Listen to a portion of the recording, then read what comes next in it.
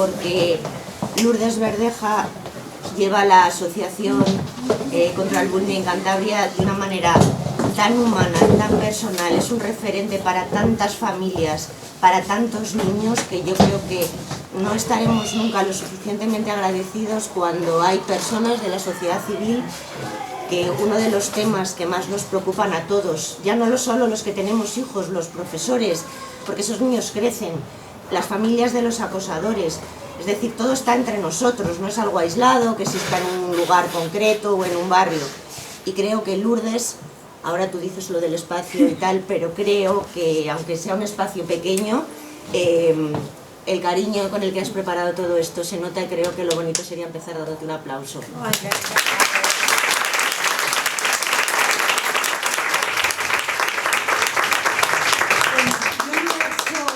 Si no fuese por mis compañeros y compañeras, eso es la humildad que a mí me atrapa, porque creo que sin ellos yo no podría llegar a generar ese sentimiento, ¿no? Lo primero, daros las gracias a todos y a todas por venir. Creo que no estamos solos y creo que hay mucha gente detrás respaldando todo y cada una de las cosas que hacemos, porque creo que trabajar en red es lo indicado, lo más bonito y lo más efectivo. Y creo que en este sentido se ve en esta mesa, ¿no?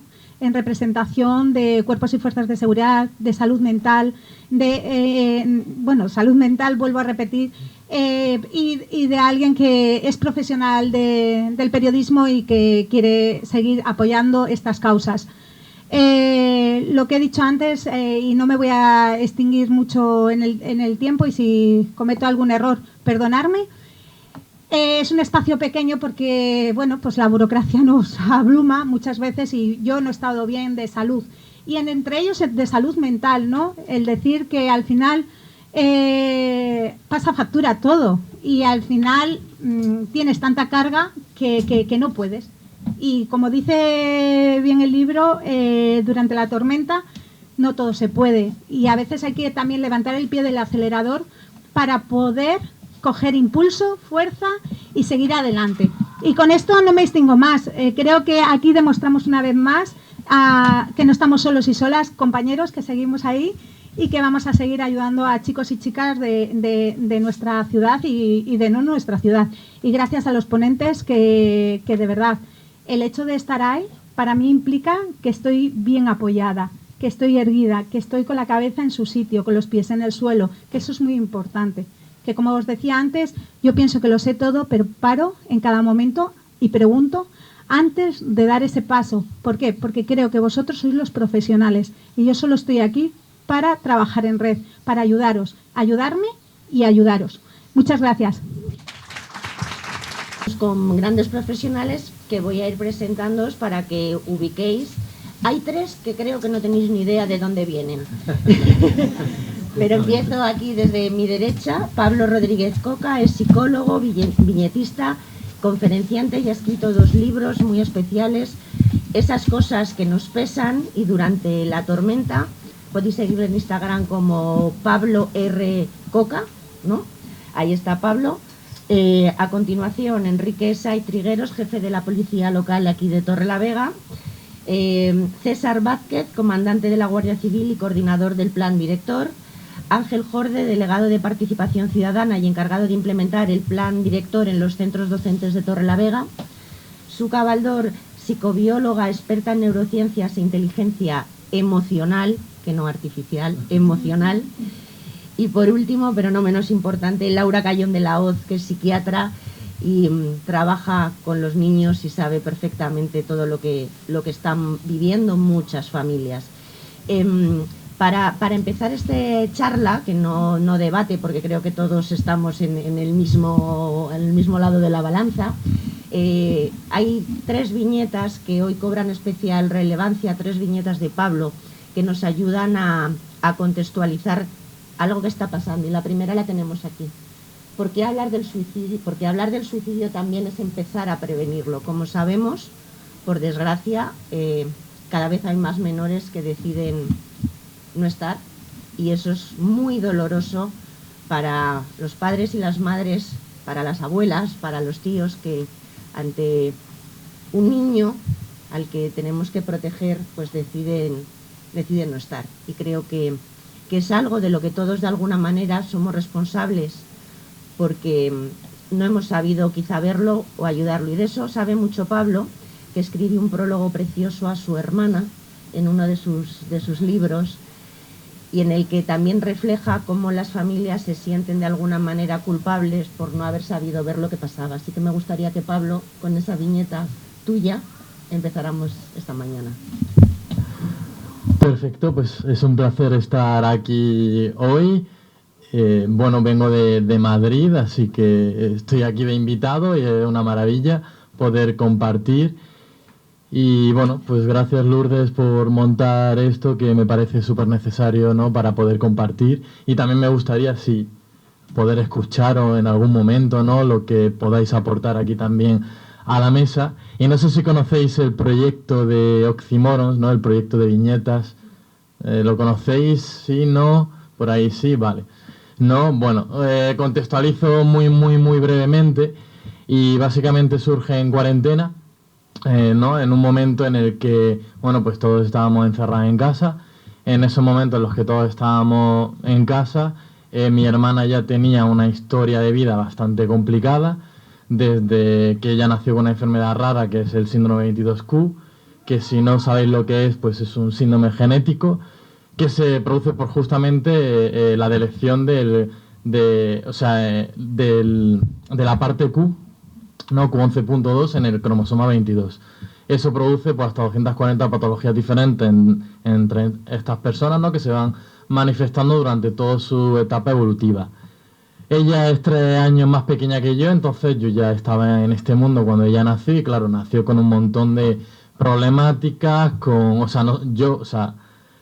junto con mi familia vivimos la cuarentena en esos primeros años, porque entre esas patologías había inmunodeficiencia, y a mis padres le dijeron que si mi hermana pillaba cualquier virus, cualquier cosita, posiblemente fallecería, ¿no? O sea, su cuerpo no iba a ser capaz de afrontar eso. Entonces, pues mascarilla, no poder ir al parque, ducharme justo después de llegar de casa, ¿no? Que claro, yo tendría 4 o 5 añitos, no entendía mucho qué era eso.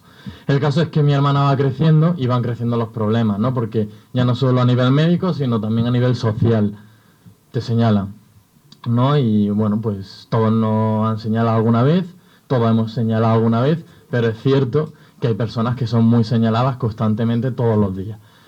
Entonces eso se complicó hasta el punto de tener que sacar a mi hermana del colegio, ¿no?, porque ya la situación era insostenible. O sea, yo recuerdo, yo ya era adolescente, ya estaba en segundo de la ESO, yo estaba en primero de bachiller, que mi hermana se levantaba gritando, chillando, ¿no?, arrastrándose, porque no quería ir al colegio. Y desde el colegio se nos negaba siempre, ¿no?, desde el instituto, que algo estaba pasando. Y era como muy chocante, sobre todo para mí, ¿no?, cuando recuerdo eso, el ver ese sufrimiento, que claro, yo como adolescente no era capaz de llegar ahí. Ahora sí, ¿no? Pero bueno, yo veía a mi hermana muy mal, pero no era capaz de ver todo el sufrimiento que podía tener. Entonces, bueno, pues a partir de ahí empezaron a llegar los diagnósticos también de depresión, que derivó en una esquizofrenia. O sea, ya todo desbordó bastante. Llegó también la medicación, ¿no? O sea, un montón de pastillas. Yo como adolescente era como, ¿qué está pasando aquí? Me metí en psicología, estudié psicología, pasaron 4 añitos y llegó la cuarentena. En esos 4 años mi hermana se cambió de instituto, o sea, fue ya a un colegio de educación especial, ¿no?, porque ella también tiene discapacidad intelectual, problemas en el habla, bueno, una serie de neurológico y demás, y no fue suficiente el tiempo para remontar, ¿no?, porque al final, cuando hablamos de un evento traumático, pues no hablamos de tiempos, cada persona tiene sus tiempos, y para que la experiencia traumática se vuelva a sanar, ¿no?, y vuelva a haber otra experiencia positiva en la vida de uno, pues tienes tú que confiar mucho en la vida, y para confiar en la vida cuando tan jodido, pues es complicado, ¿no? Entonces en cuarentena, pues al quitarle la estructura del día a día, ¿no?, pues ella debutó muchísimo. O sea, ella empezó a ir peor, porque todo lo que no era estructura se llenaba de síntomas ya sea voces negativas. O sea, un poco para que hagáis la idea, ella estaba tranquila, solo cuando dormía, ¿no? Y es una realidad que podéis estar viviendo como padres, ¿no? Con vuestro hijo, ¿no? De ese sufrimiento que pueden llegar a tener los hijos, los hermanos o quien sea, ¿no? De estar solo tranquila cuando dormía. Entonces yo en ese proceso de acompañar durante cuarentena, que para mí fue muy difícil, yo ya había terminado la carrera de psicología, supuestamente tenía herramientas como psicólogo, ¿no? Para afrontar eso, obviamente no, algo inabarcable, ¿no? Cuando una persona sufre tanto y te duele tanto, que el único momento en el que yo encontré para compartir con mi hermana era a través del arte, ¿no? O sea, era a través de ponernos en la mesa del salón a hacer acuarelas, ¿no? A dibujar un poquito. A dibujar un poquito es dibujar 10 minutos. Y había días que ni eso, ¿no? Pero bueno, esos 10 minutos me permitían, bueno, pues vincularme con mi hermana de alguna manera que no fuera a través de su sintomatología de voces negativas, del delirio y demás, ¿no? O sea, que le llevó esa situación. Y entre todos esos dibujos, pues fueron surgiendo viñetas, ¿no? Que era, primero empecé a hacer unas viñetas muy simples, ¿no? Con un muñecote que no es nada que el que veía aquí, ¿no? O sea, lo tengo más grande, que he traído material. O sea, mucho más simple que este, ¿no? O sea, no tenía ni oreja ni nada, era como, pues bueno, una silueta, por así decirlo, al cual yo iba abordando alguna temática, ¿no? Que a mí me preocupaba. El caso es que al final el arte me sirvió para conectar con mi hermana, pero me sirvió también para conectar conmigo, porque al final es una herramienta, ¿no? Donde tú elaboras y procesas cosas que mediante la palabra es complejo, ¿no? Procesar. Pero también pues empecé a subir estas viñetas a redes sociales, que al principio tenían un toque más humorístico, ¿no? O más desde hacer la broma con tus colegas, ¿no? De mira el proyecto que he montado, ¿no? Ya está. Y eso pues empezó a viralizar, ¿no? Empezó a llegar gente en el momento en el que yo empecé pues a tocar los temas que a mí me atravesaban, dado de vivir en un contexto y una familia pues que había atravesado el acoso escolar, intentos de suicidio, ingresos psiquiátricos, el sistema psiquiátrico, los psicofármacos y una serie de panoramas, ¿no? Que a las familias se nos ponen encima y ya está, y tú te lo tienes que tragar. A mí nunca me han explicado nada y a mis padres poca cosa, ¿no? En cuanto a cómo acompañar o cómo hacer. Entonces las viñetas me permitieron como desarrollar un lenguaje para eso, ¿no? Para concienciar en cuanto a salud mental en redes sociales. Esas viñetas, pues en cuestión de un año, pues dieron lugar a este libro. No las viñetas que fui publicando, porque el libro fue algo que surgió de todo lo que yo consideraba que tenía que tratar, ¿no? Y el libro, esas cosas que nos pesan. Y un poco después tuve que hacer uno, ¿no? Porque lo necesitaba sacar, ¿no? Que es el de Durante la tormenta, que es un libro sobre acompañar, ¿no? Porque a mí me hubiese encantado, por lo menos, saber algo de lo que acompañar. Y ese libro se basa en esta metáfora, ¿no? La metáfora, porque al final es un trabajo visual o sea, es un trabajo a través de metáforas, ¿no? De sostener ese paraguas. Porque al final las familias lo que hacemos, sostener ese paraguas cuando llueve, ¿no? Pero ese paraguas, familias, pasan cosas. O sea, eso sería maravilloso que tal y como está ahí puesto en la viñeta funcionara. Pero lo que sucede es esto, ¿no? Básicamente. Es que aquí está muy chiquitito. Pero bueno.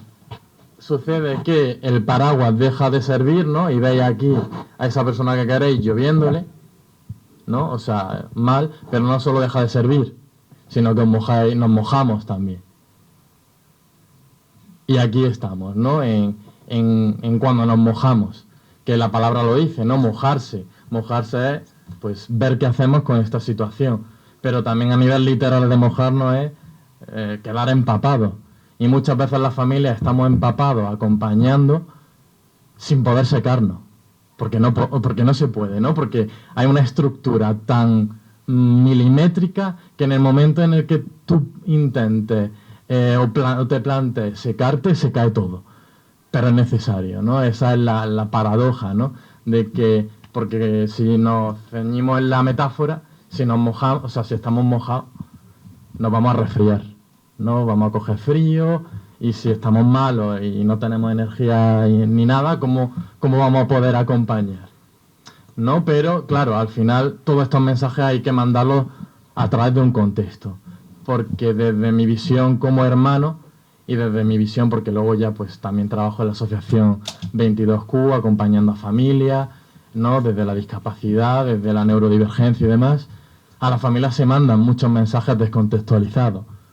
Y eso te genera un dolor y un daño y una culpa un poco peligrosa, ¿no? Porque al final, claro que quiero cuidarme, pero ¿cómo se puede hacer, no? Entonces, bueno, todo esto hay que tratarlo mucho.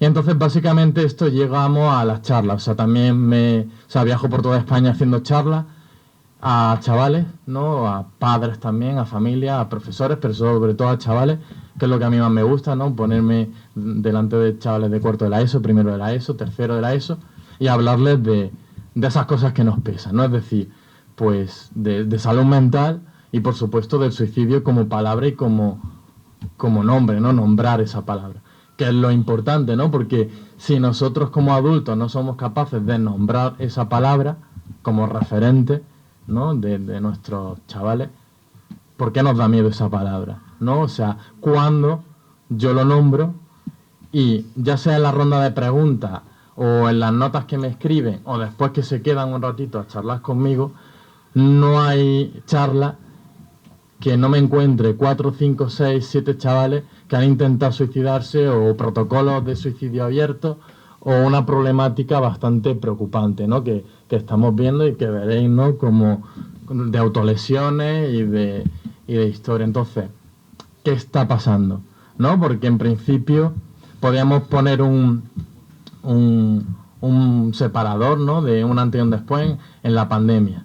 Hay compañeros que dicen que no, que la pandemia, bueno, ya está, tampoco ha sido para tanto. Hay otros compañeros que dicen que sí, que la pandemia ha supuesto, ¿no? Como un antes y un después en cosas que ya eran, que estaban ahí, ¿no? Que la salud mental siempre estaba ahí, pero ahora la pandemia la ha sacado. Y no ha sacado solo la salud mental, sino todo lo de alrededor, la neurodivergencia, el duelo. O sea, una serie de cajones que estaban ocultos, ¿no? Que no se sabía que estaban, más allá de los colectivos, ¿no? De la discapacidad o de alguna otra cosa que sí, pues siempre han estado ahí trabajando y luchando, pero que como que se han puesto más en evidencia.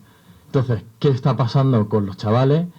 No desde una mirada derrotista, ¿no? Ni desde una mirada, porque el último mensaje que intento transmitir cuando trabajo con ellos es una mirada desde la derrota, porque creo que no conseguimos absolutamente nada, trabajando desde la derrota, desde la desesperanza y desde estar mal de la cabeza, ¿no? Sino desde vamos a ver qué hacemos con vosotros en el sentido de construir.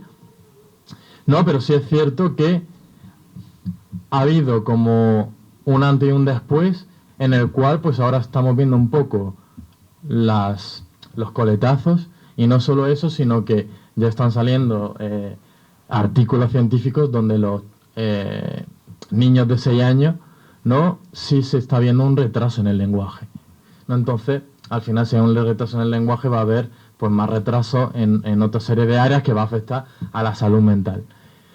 Entonces, no sé si tenías preguntas, porque aquí yo he hecho un speech que no me ha estado preguntando nada y yo he tirado. Claro, por eso que quería que te contextualizaran con esa viñeta. Se me ocurrían 1000 preguntas, pero tampoco te quería interrumpir. Pero si os parece, vamos cada uno y luego sí que hacemos esa... Pues yo me he comido media... Vale, sí. Vale, genial. O sea que... Perdón.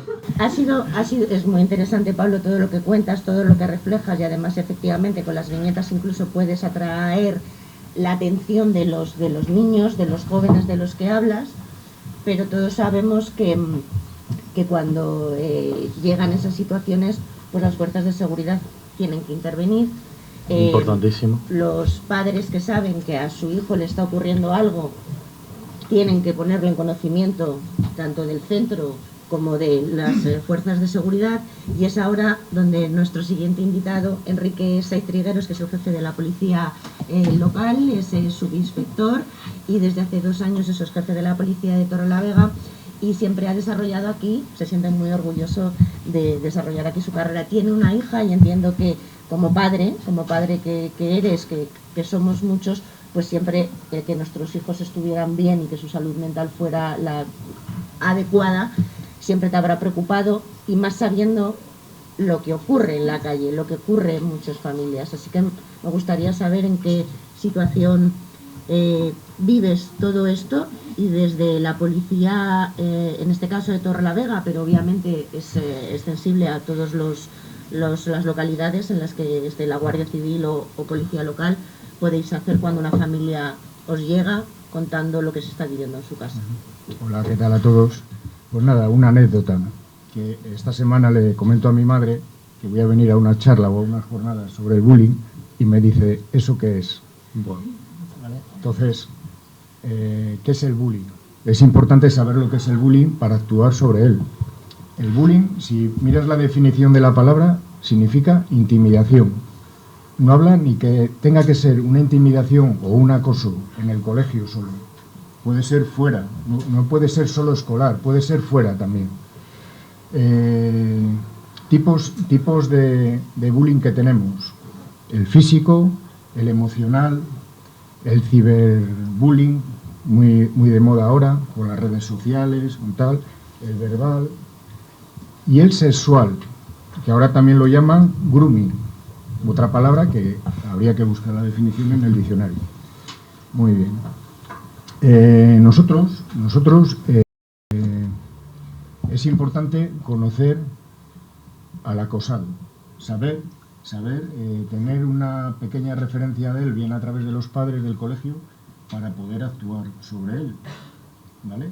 También nos interesa el acosador y el grupo en el que se rodea, ¿de acuerdo? Síntomas que podemos ver en el acosado, pues desde un dolor de cabeza, una baja autoestima, un dolor de estómago. Cualquier detalle de estos nos puede indicar que está sufriendo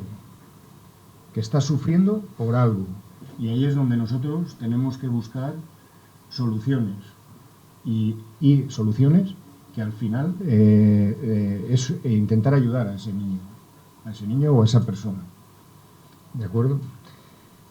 Y bueno, yo hace tiempo di una ponencia sobre unas de las patologías que hay más graves de todas, que es el intento de suicidio.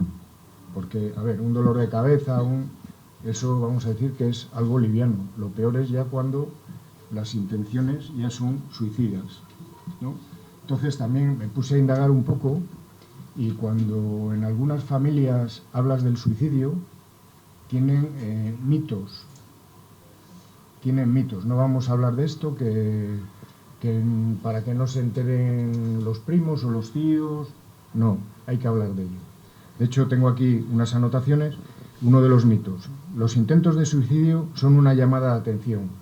No, los intentos de suicidio son una manifestación del sufrimiento y desesperación que siente la persona.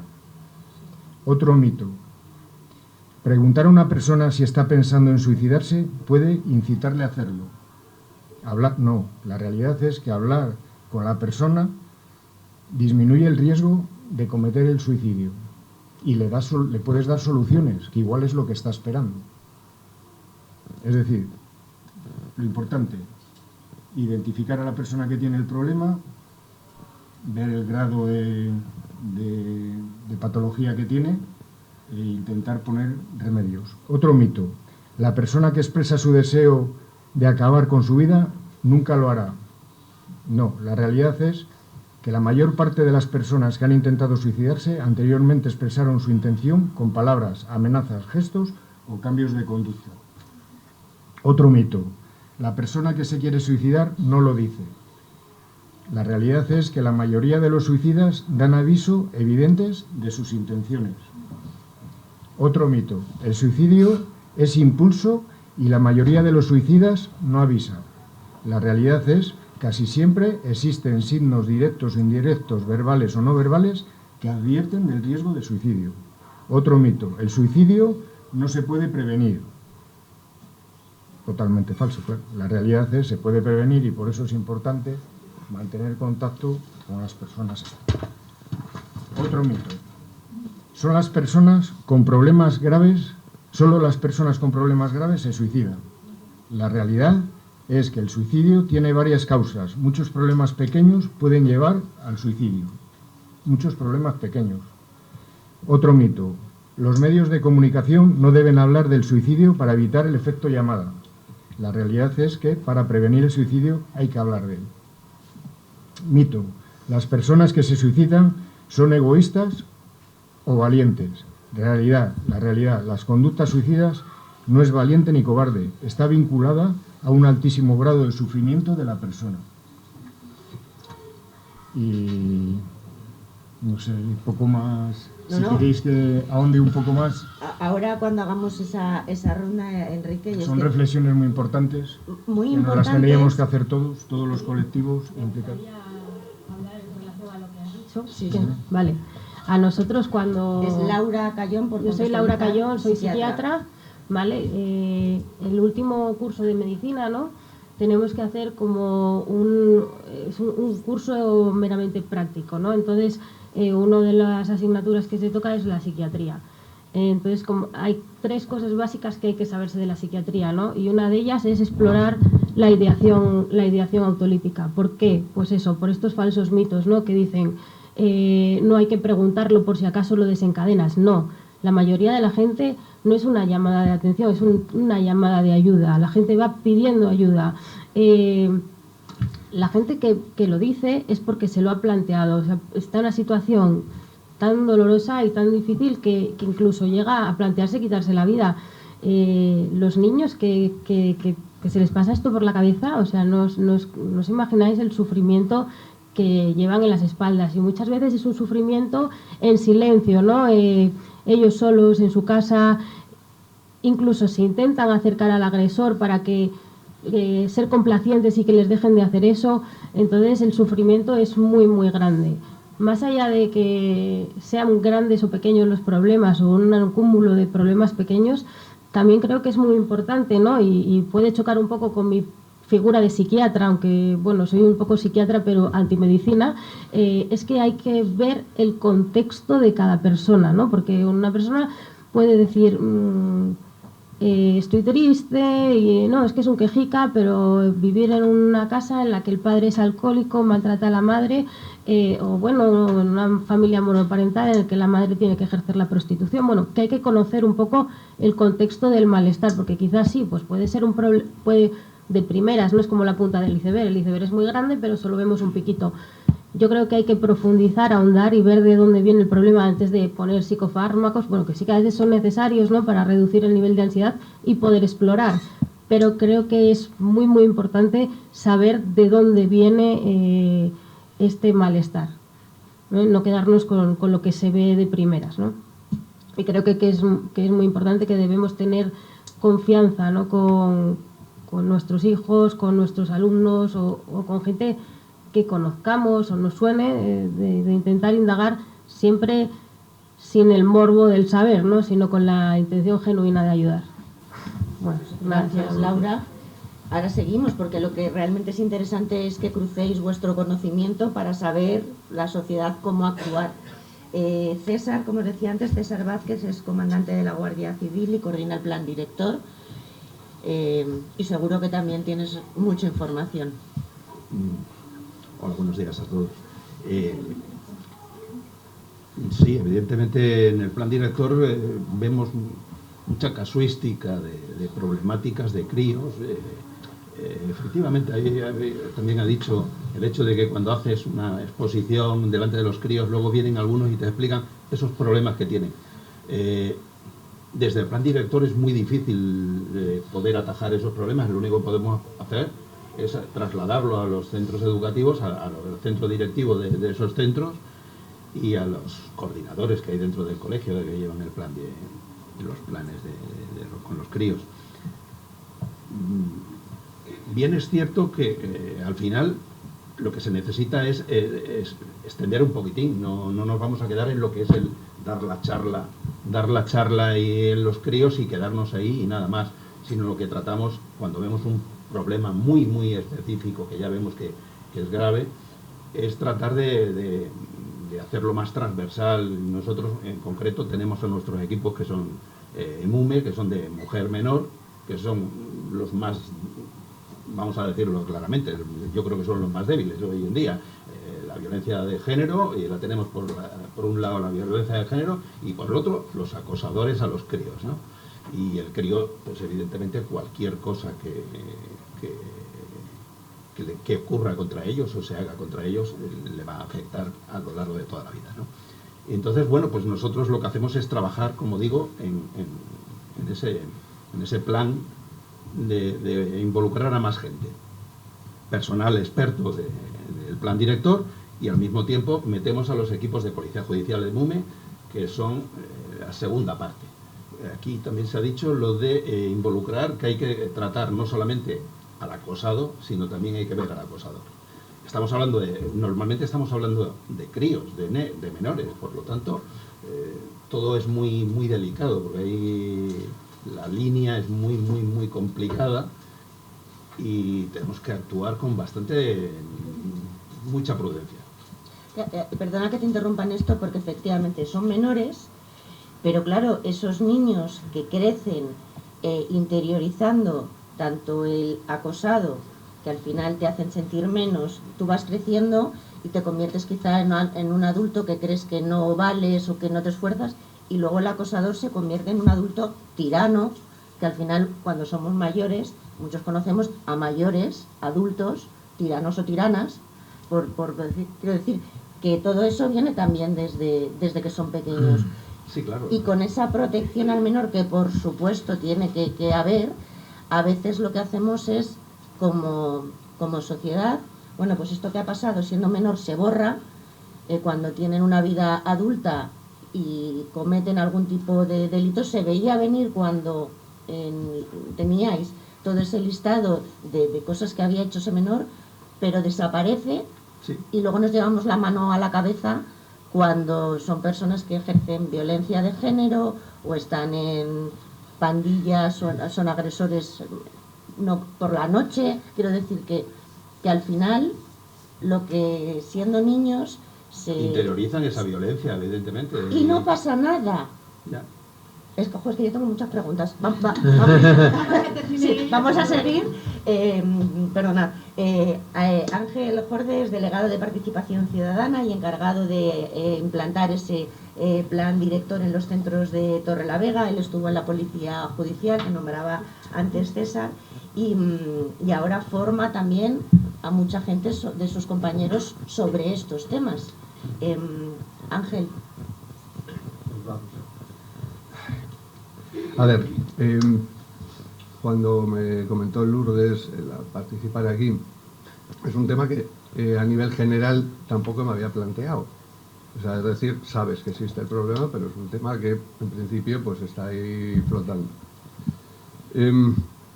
Como policía que soy, somos en este caso, intentamos sobre todo ir a las cuestiones objetivas, dónde está el origen del problema, ¿no?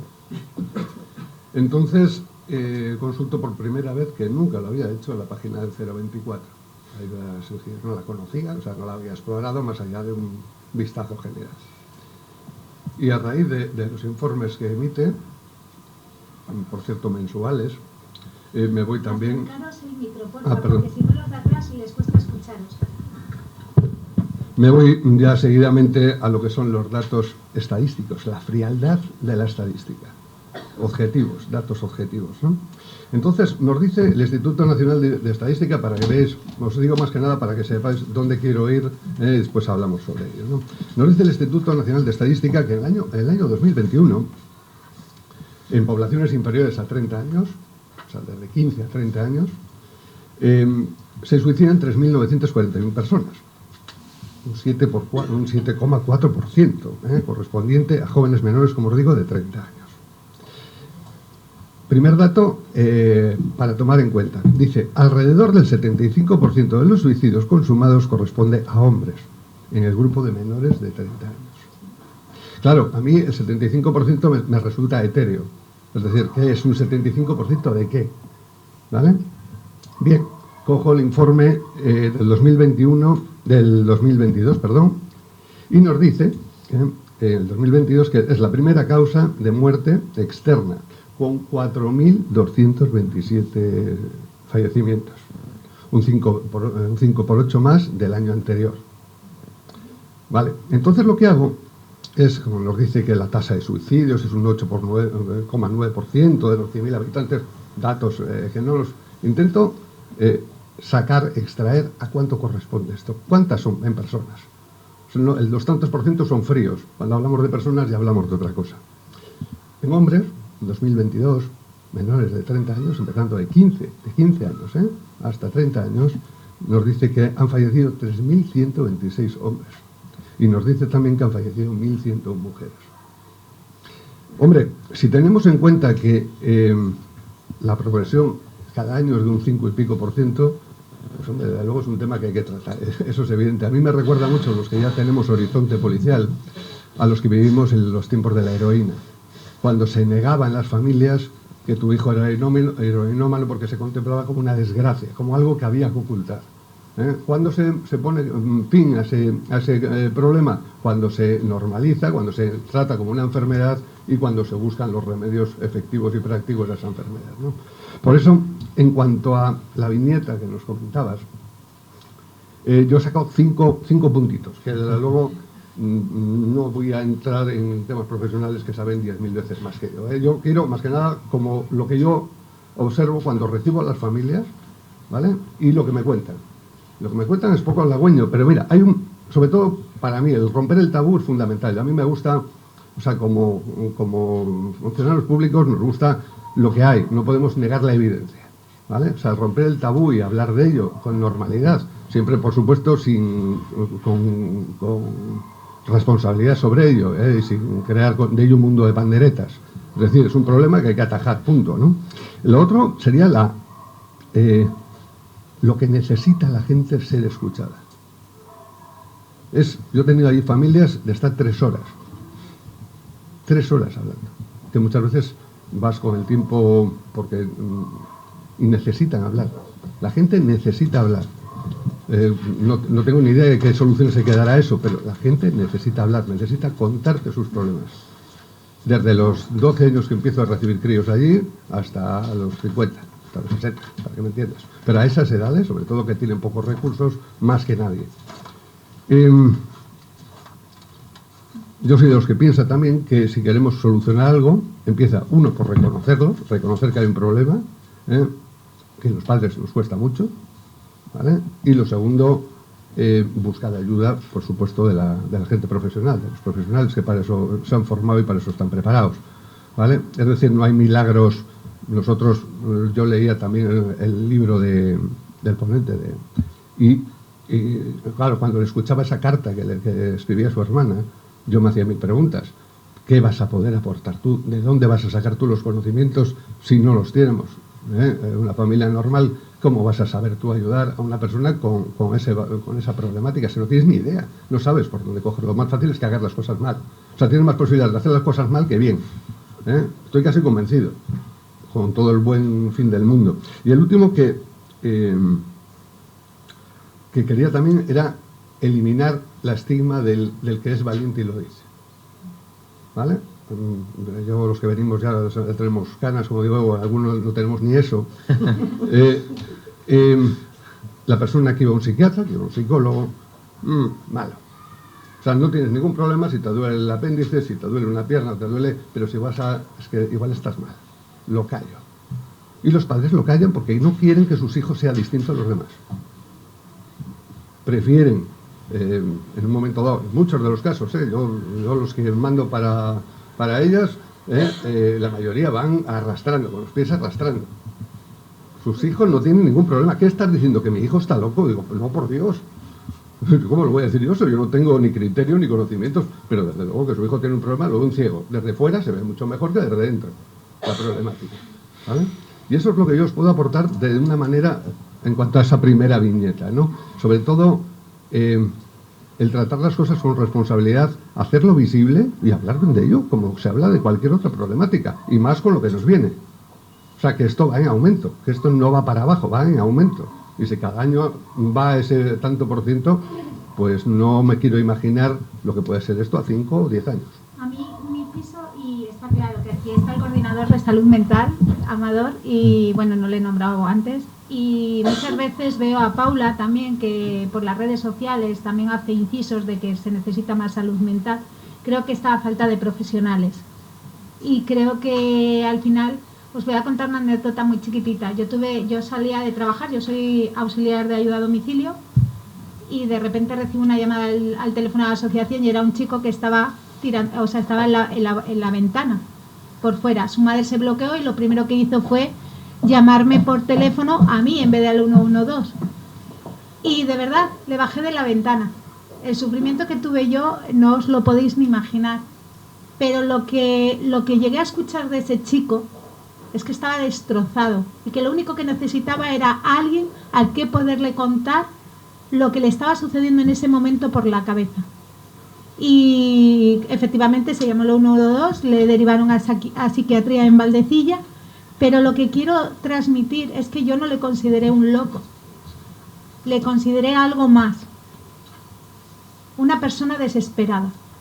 No somos números, somos personas, y las personas, las familias muchas veces sobrecargamos, y los profesores muchas veces sobrecargamos. Y hoy me está escuchando alguien en la sala que está pasando por un proceso muy duro, y que le quiero decir que de todo hay salida. Lo único que tiene que hacer es ayudarse, apoyarse y no rendirse. Y con eso sigo dejando a los profesionales de salud mental. Gracias, Lourdes. Pues efectivamente tenemos a 2 profesionales de salud mental a los que llegan, en este caso Suka Baldor, es psicobióloga, experta en neurociencias e inteligencia emocional, y es la psicóloga de la asociación. Bueno, colabora con ellos. Bueno, Suka. Sí, hola, estoy oyendo y bueno, yo no voy a hablar nada de mí porque venga a oír un montón de cosas que me gustaría debatir, ¿no? Sobre todo, pues, el caso de tu hermana, me lo puedo imaginar, me ha gustado, habría intervenido 20.000 veces mientras él hablaba. Pero sobre todo me ha gustado lo de la descontextualización, ¿no? Uno de los problemas, bueno, es que también lo que ha dicho él, o sea, yo he ido apuntando porque digo, me he quedado así, digo, voy a apuntar para que cuando me toque soltarlo todo, pero ahora no sé por dónde empezar, porque las ideas y los puntos que has sacado tú también me han parecido maravillosos. Digo, no lo voy a apuntar porque lo tiene aquí y lo leo, pero me ha movido la página.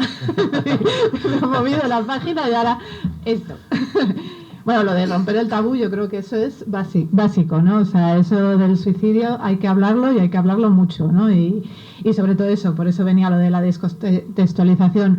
Lo que nos estamos encontrando en esta época es que mucha de la información que están dando a los jóvenes es a través de las redes. Y las redes no es una contextualización buena. Entonces yo quería hacer que hay que acudir a los profesionales, ¿no? Uy, es que me voy y no sé si se me oye bien, ¿no? Pero hay que acudir a los profesionales, a los psicólogos, gente como tú, psicólogos en redes hay muchos y hay muchos muy buenos, yo los sigo, ¿no? Pero hay mucha gente que habla pues por esto es lo que me ha pasado a mí y no es lo mismo, o sea, lo que te ha pasado a ti no es lo mismo que o sea, la gente lo vive, ¿verdad? Diferente cada persona, ¿no? Y cada persona tiene su contexto, su forma de procesar el dolor y todo, ¿no? Entonces, no puedes hablar, o sea, está muy bien que sigáis, sobre todo veo jóvenes, ¿no? Por aquí, ¿no? Que sigáis a gente en redes y todo eso, pero no es lo mismo lo que viven las personas que no saben, que no son profesionales, con lo que estáis viviendo vosotros, ¿no? O sea, puede ser totalmente diferente. Entonces, ¿quieres hablar, verdad? Yo es que soy muy impulsiva también. Sí. Yo creo que aquí salta el término de la psicología positiva, ¿no? Sí, exactamente, de eso hablaba. Positivo, pues tu vida es horrible y estás pasando por una situación en la que no te da el sueldo para pagar la hipoteca, el trabajo, o sea, las clases particulares de tus niños, y encima tienen una excursión, pero son 100 euros, entonces si el niño no va a la excursión, pues todavía le van a discriminar más, pero no nos da para llegar a fin de ahí. Entra, bueno, pero no pasa nada, tú piensa que... Exacto. Entonces entramos ahí en un... Tú todo lo puedes, ¿no? O sea, vale, eso. Más lejos y ya más vale. Solamente era eso, hablar un poco de la... Laura, enciéndelo. Nada, solo era eso, nombrar el término de la psicología positiva. Oxímoron, creo que tienes una viñeta que yo juraría que la has leído, sí, ¿no? Precisamente. Es justo esta, ¿no? Esta. Puede ser la que se me acaba de venir, o sea, este tema de la positividad y demás, que puede tener un lugar en algunos momentos y Claro que le puede servir a alguien de lujo, pero también no. hace mucho daño. General no, generalizar. Entonces hice una viñeta que tuve que poner en contraportada del libro, que es esta y que os leo, que dice que no te engañen, no siempre el poder está en nuestra mente ni somos culpables de todo nuestro malestar. A veces nuestros problemas de salud mental también se deben a que vivimos en un contexto de mierda, ¿no? Sí. Y la caquita ahí sonriente. Es que, a veces no se puede, es que es lo que justo el ejemplo, si tu vida es una mierda, o sea, es normal que te sientas una mierda, o sea, no es todo depende de ti, ¿no? Ni ponerte post-it o decirte cosas bonitas al espejo. Exacto, sí, o sea, todo eso, psicología positiva a veces... Y puede servir y puede darte un chute, pero ahí se queda, ¿no? O sea, vamos a intentar ver... No, y encima es eso, ¿no? O sea, la responsabilidad en la psicología positiva cae sobre ti. Y en mi asociación, ¿no?, que es con la que colaboramos con Tolerancia Cero, lo que intentamos es que el bienestar, o sea, la prevención en salud mental, que es lo que hacemos, sea cuestión de todos. O sea, no es solo cuestión tuya. Precisamente esta gente que se suicida, que sufre, pide ayuda 4.000 veces y lo que necesita es hablar y lo que necesita es que la entiendan y que la comprendan. Y no encuentra un contexto en el que eso pase. Ese es el problema. Y entonces lo que tenemos que hacer es conciencia a todos, ¿no?, en la sociedad, que todos, nuestro bienestar depende del de al lado, pero el de al lado también depende del nuestro y que tenemos que hacer algo. O sea, no solo depende de la persona. Eso yo creo que es muy importante. Entonces, eso era con lo del contexto, de la descontextualización, y digo, espera, voy a seguir viendo. Pero bueno, mira, ya que me has puesto esto, ¿no?, eso, romper el tabú, ¿no? O sea, hablar y sobre todo eso, preguntarle al vecino. Yo siempre lo digo, ¿no?, lo de, hola, ¿qué tal te va todo? Bien, todo va bien. No, a veces que no va bien, pues primero, cuando tú preguntes ¿qué tal estás?, que lo preguntes en serio, que no sea algo de educación, ¿no? Y entonces hablarlo, ¿no? Hablar, bueno, lógicamente con el que no ves nunca y que no conoces, pues no, pero con la gente de alrededor, ¿no? Al final es eso, hay mucho miedo, y los índices de suicidio, yo creo, ¿no? Tampoco he hecho una investigación, también colaboramos en la asociación con Hay Salida, que es lo que con Alexis, que es el compañero psicólogo que lleva los temas de suicidio, que esto te lo borda, ¿no? No es mi tema en concreto, pero siempre lo hablo con él, que los hombres se suicidan más porque no hablan. Eso de que soy un hombretón y yo paso por todo y las emociones no se hablan porque esto no va conmigo. Todo eso, no sé si quieres decir algo, pero todo eso pasa y luego pasan a directamente, ya no puedo más, ya he aguantado demasiado, y pasan a suicidarse, ¿no? Las mujeres tenemos eso, más capacidad de hablar y de compartir, ¿no? Y yo creo que eso es lo que nos salva muchas veces, ¿no?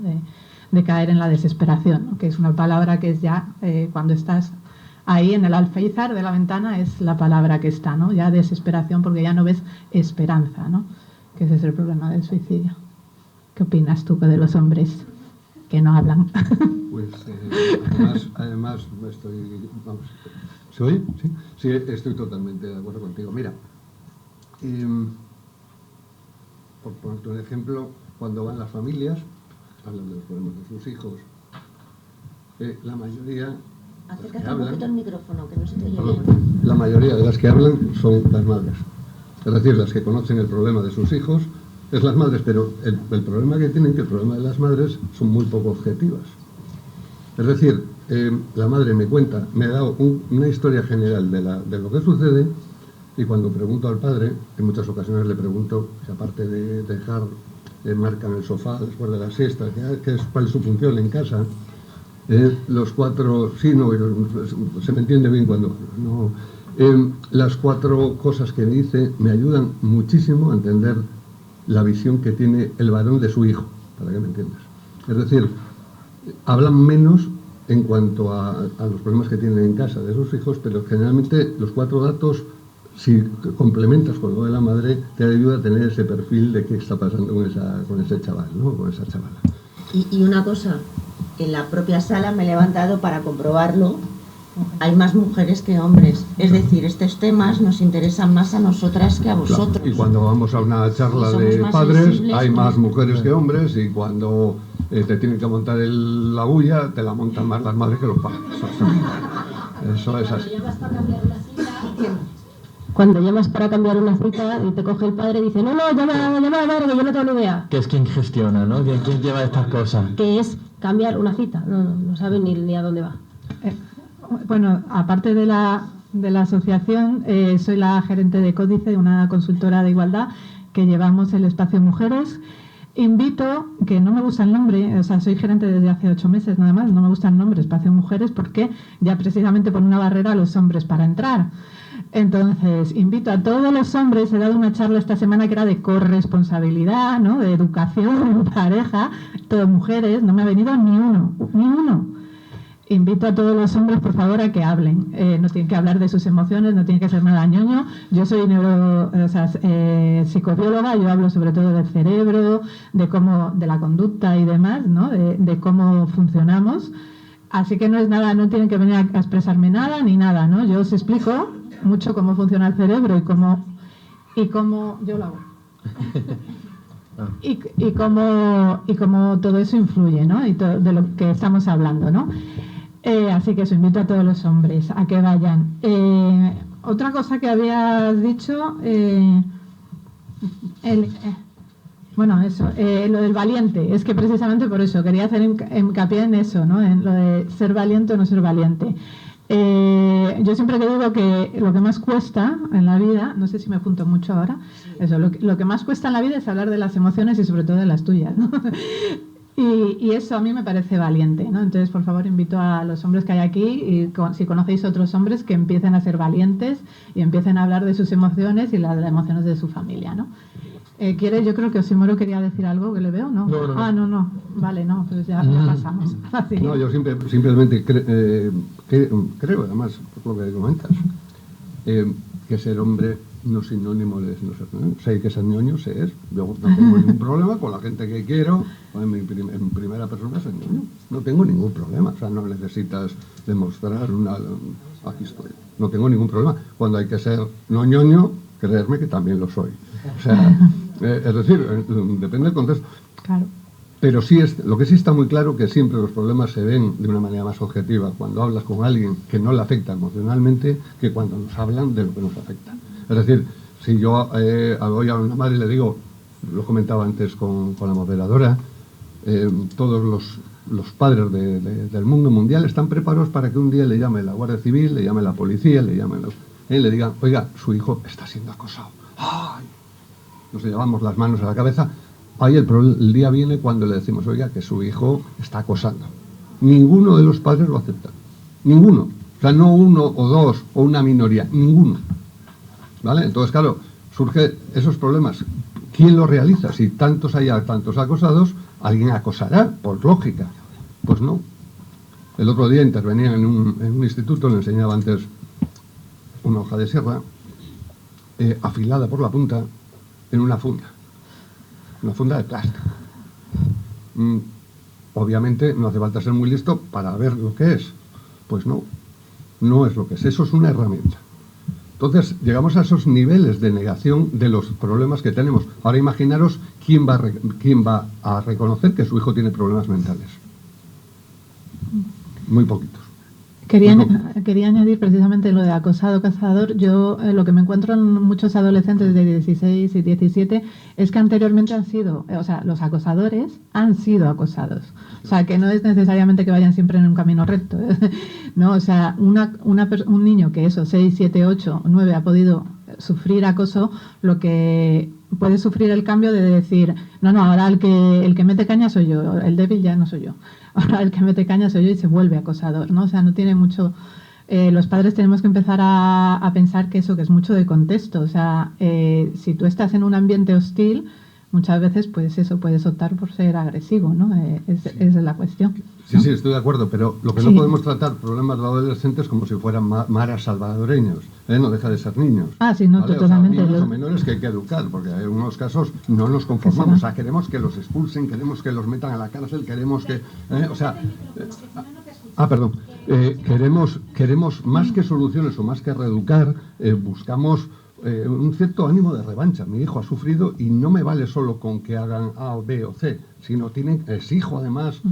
Y eso, pues hombre, a todos nos duele cuando nos tocan a lo suyo, como no, a lo nuestro, pero tenemos que también intentar solucionar con métodos de adulto problemas de adolescentes, no bajarnos como adultos a la mentalidad de un adolescente, porque entonces no hay solución ninguna. Sí, por eso es lo que decía, que al final estaba pensando en una noticia, no sé si la habéis visto, los padres que han dado una paliza a la profesora de inglés o de no sé qué, porque precisamente la profesora, por lo visto, insultaba a los niños y les había llegado a pegar.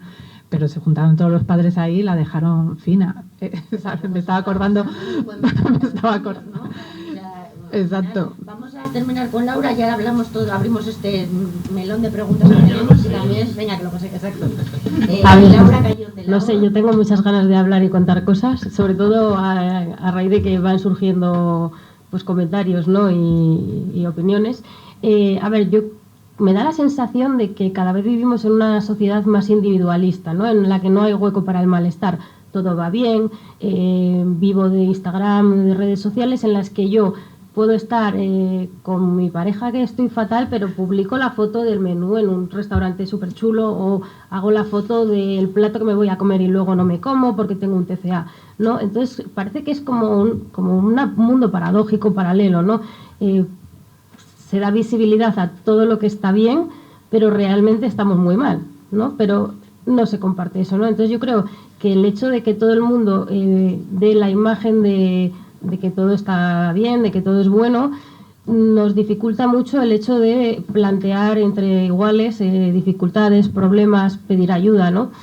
Eso por un lado, ¿no? Yo creo que que no hay hueco para el malestar. Luego, en cuanto a la educación, a la psicoeducación en colegios, ¿no? Creo que igual que hace unos años se puso de uso obligatorio el cinturón de seguridad o el casco, creo que es muy importante ir a los colegios a educar a los niños, ¿no? A darles mensajes claros de que hay patología y que igual que hay patología en la que se afecta el cerebro, en salud mental, hay patología de enfermedades autoinmunes o hay otras patologías que van a condicionar a que esos niños pues sean distintos, que no puedan hacer educación física igual, que no puedan aprender igual o que falten a clase. Entonces, yo creo que si les hacemos conscientes desde muy pequeñitos de que hay niños que son distintos y que ellos no eligen el ser así, creo que va a ser bastante positivo.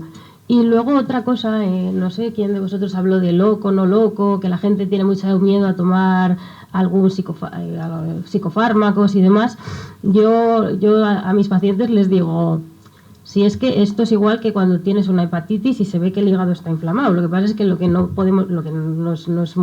queda muy bien es que te abramos el cráneo, te saquemos un cachito de cerebro y miremos en el microscopio las alteraciones neurobiológicas que hay, pero sí que existen. O sea, los psiquiatras nos basamos en una evidencia científica, en estudios que se hacen en cerebros post-mortem y demás. Entonces, lo mismo que una hepatitis es una inflamación del hígado, un TDAH tiene alteraciones en el circuito dopaminérgico, la depresión, hay un desbalance de monoaminas, toda la patología mental tiene una causa biológica. El haber tenido traumas en la infancia, el cerebro es muy plástico, entonces se forma con ciertos baches, por así decirlo, me sale la palabra. Entonces yo creo que es muy importante, ¿no? Pues también transmitirle esto a los niños, igual que conocen enfermedades X, que conozcan también las otras, y que pues si nos encontramos en algún momento con algún vecino o con algún conocido que nos diga que está pasando por esto, pues si nosotros también lo hemos experimentado, decirles, mira, yo también he pasado por ello. Es que a todos nos pasa, y lo más probable es que a todos nos pase en algún momento de la vida.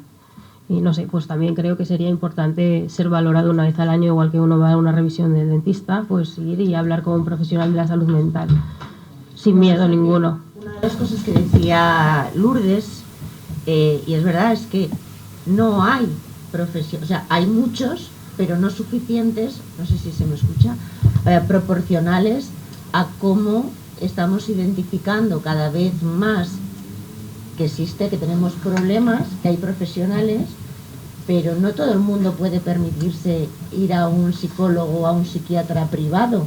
Y en la salud, en la unidad infanto-juvenil, tenéis a un montón de jóvenes, con lo que supone, y no hay psiquiatras. El doctor Argar muchas veces ha dicho, es que yo me traería a los que sea de fuera, pero esos están trabajando en otros hospitales. Sí, que hay una carencia tremenda de psiquiatras, tanto para adultos como para infantil. De hecho, yo acabé la residencia, yo soy psiquiatra general, en mi año no existía especialidad de infantil y bueno, yo he acabado trabajando en infantil. Pero yo creo que eso, si cogemos el problema desde raíz, vamos a evitar muchas consultas secundarias. Otro de mis proyectos, porque he empezado hace un año, es trabajar con atención primaria, con los pediatras, ¿no? Si los pediatras conocen mejor la patología, saben cómo detectarla, conocen situaciones de riesgo y entre todos podemos coordinarnos con pediatra, profesores y psiquiatras, psicólogos, creo que es algo muy enriquecedor y que vamos como en equipo, ¿no? Como un ejército a atacar un problema, que siempre es mejor hacerlo en grupo que por separado.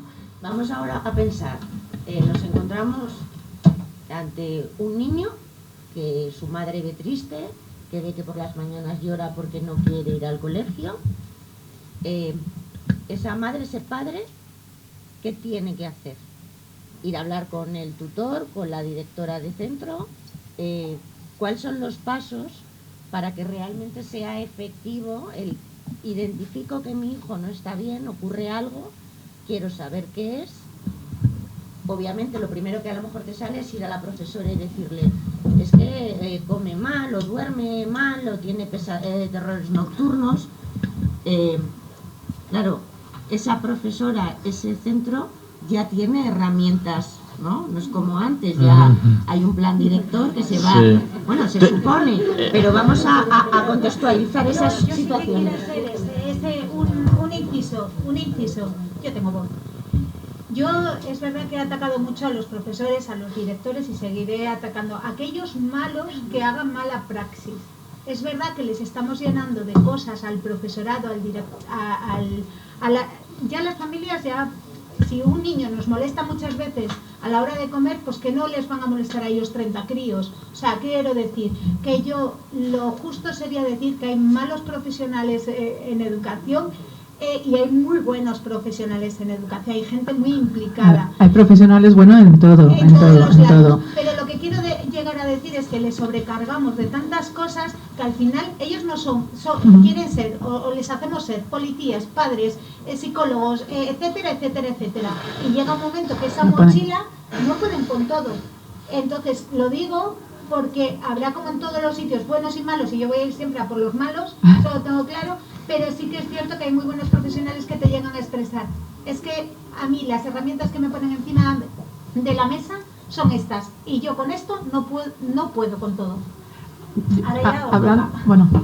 Me tenéis que disculpar que me tengo que ir a Santander, pero antes de irme, nada, decir que los primeros que tienen que identificar el problema son los que están alrededor, bien de los niños, de los adolescentes o de los un poco más mayores.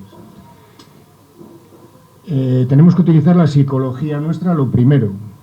Cuando no podamos con lo que sabemos, pues hay que buscar apoyo. Y hay que buscar apoyo donde sea. El problema que tenemos en la seguridad social es que hay pocos psicólogos y cuando te dan cita te la dan para dentro de 3, 4 meses, 5. Entonces a veces no se puede aguantar todo ese tiempo. Hay asociaciones de apoyo y personas de apoyo, aunque no tengan la carrera de psicología, que saben muchas veces más que los que están trabajando de psicólogos, por decir algo, no es así, no es así. Pero a veces dan mejor con la tecla. A veces lo que hay que tener es ganas, ¿no? Ganas, dan con la tecla y bueno, no abandonar a esa gente que tiene problemas, de ninguna manera, eso es lo último.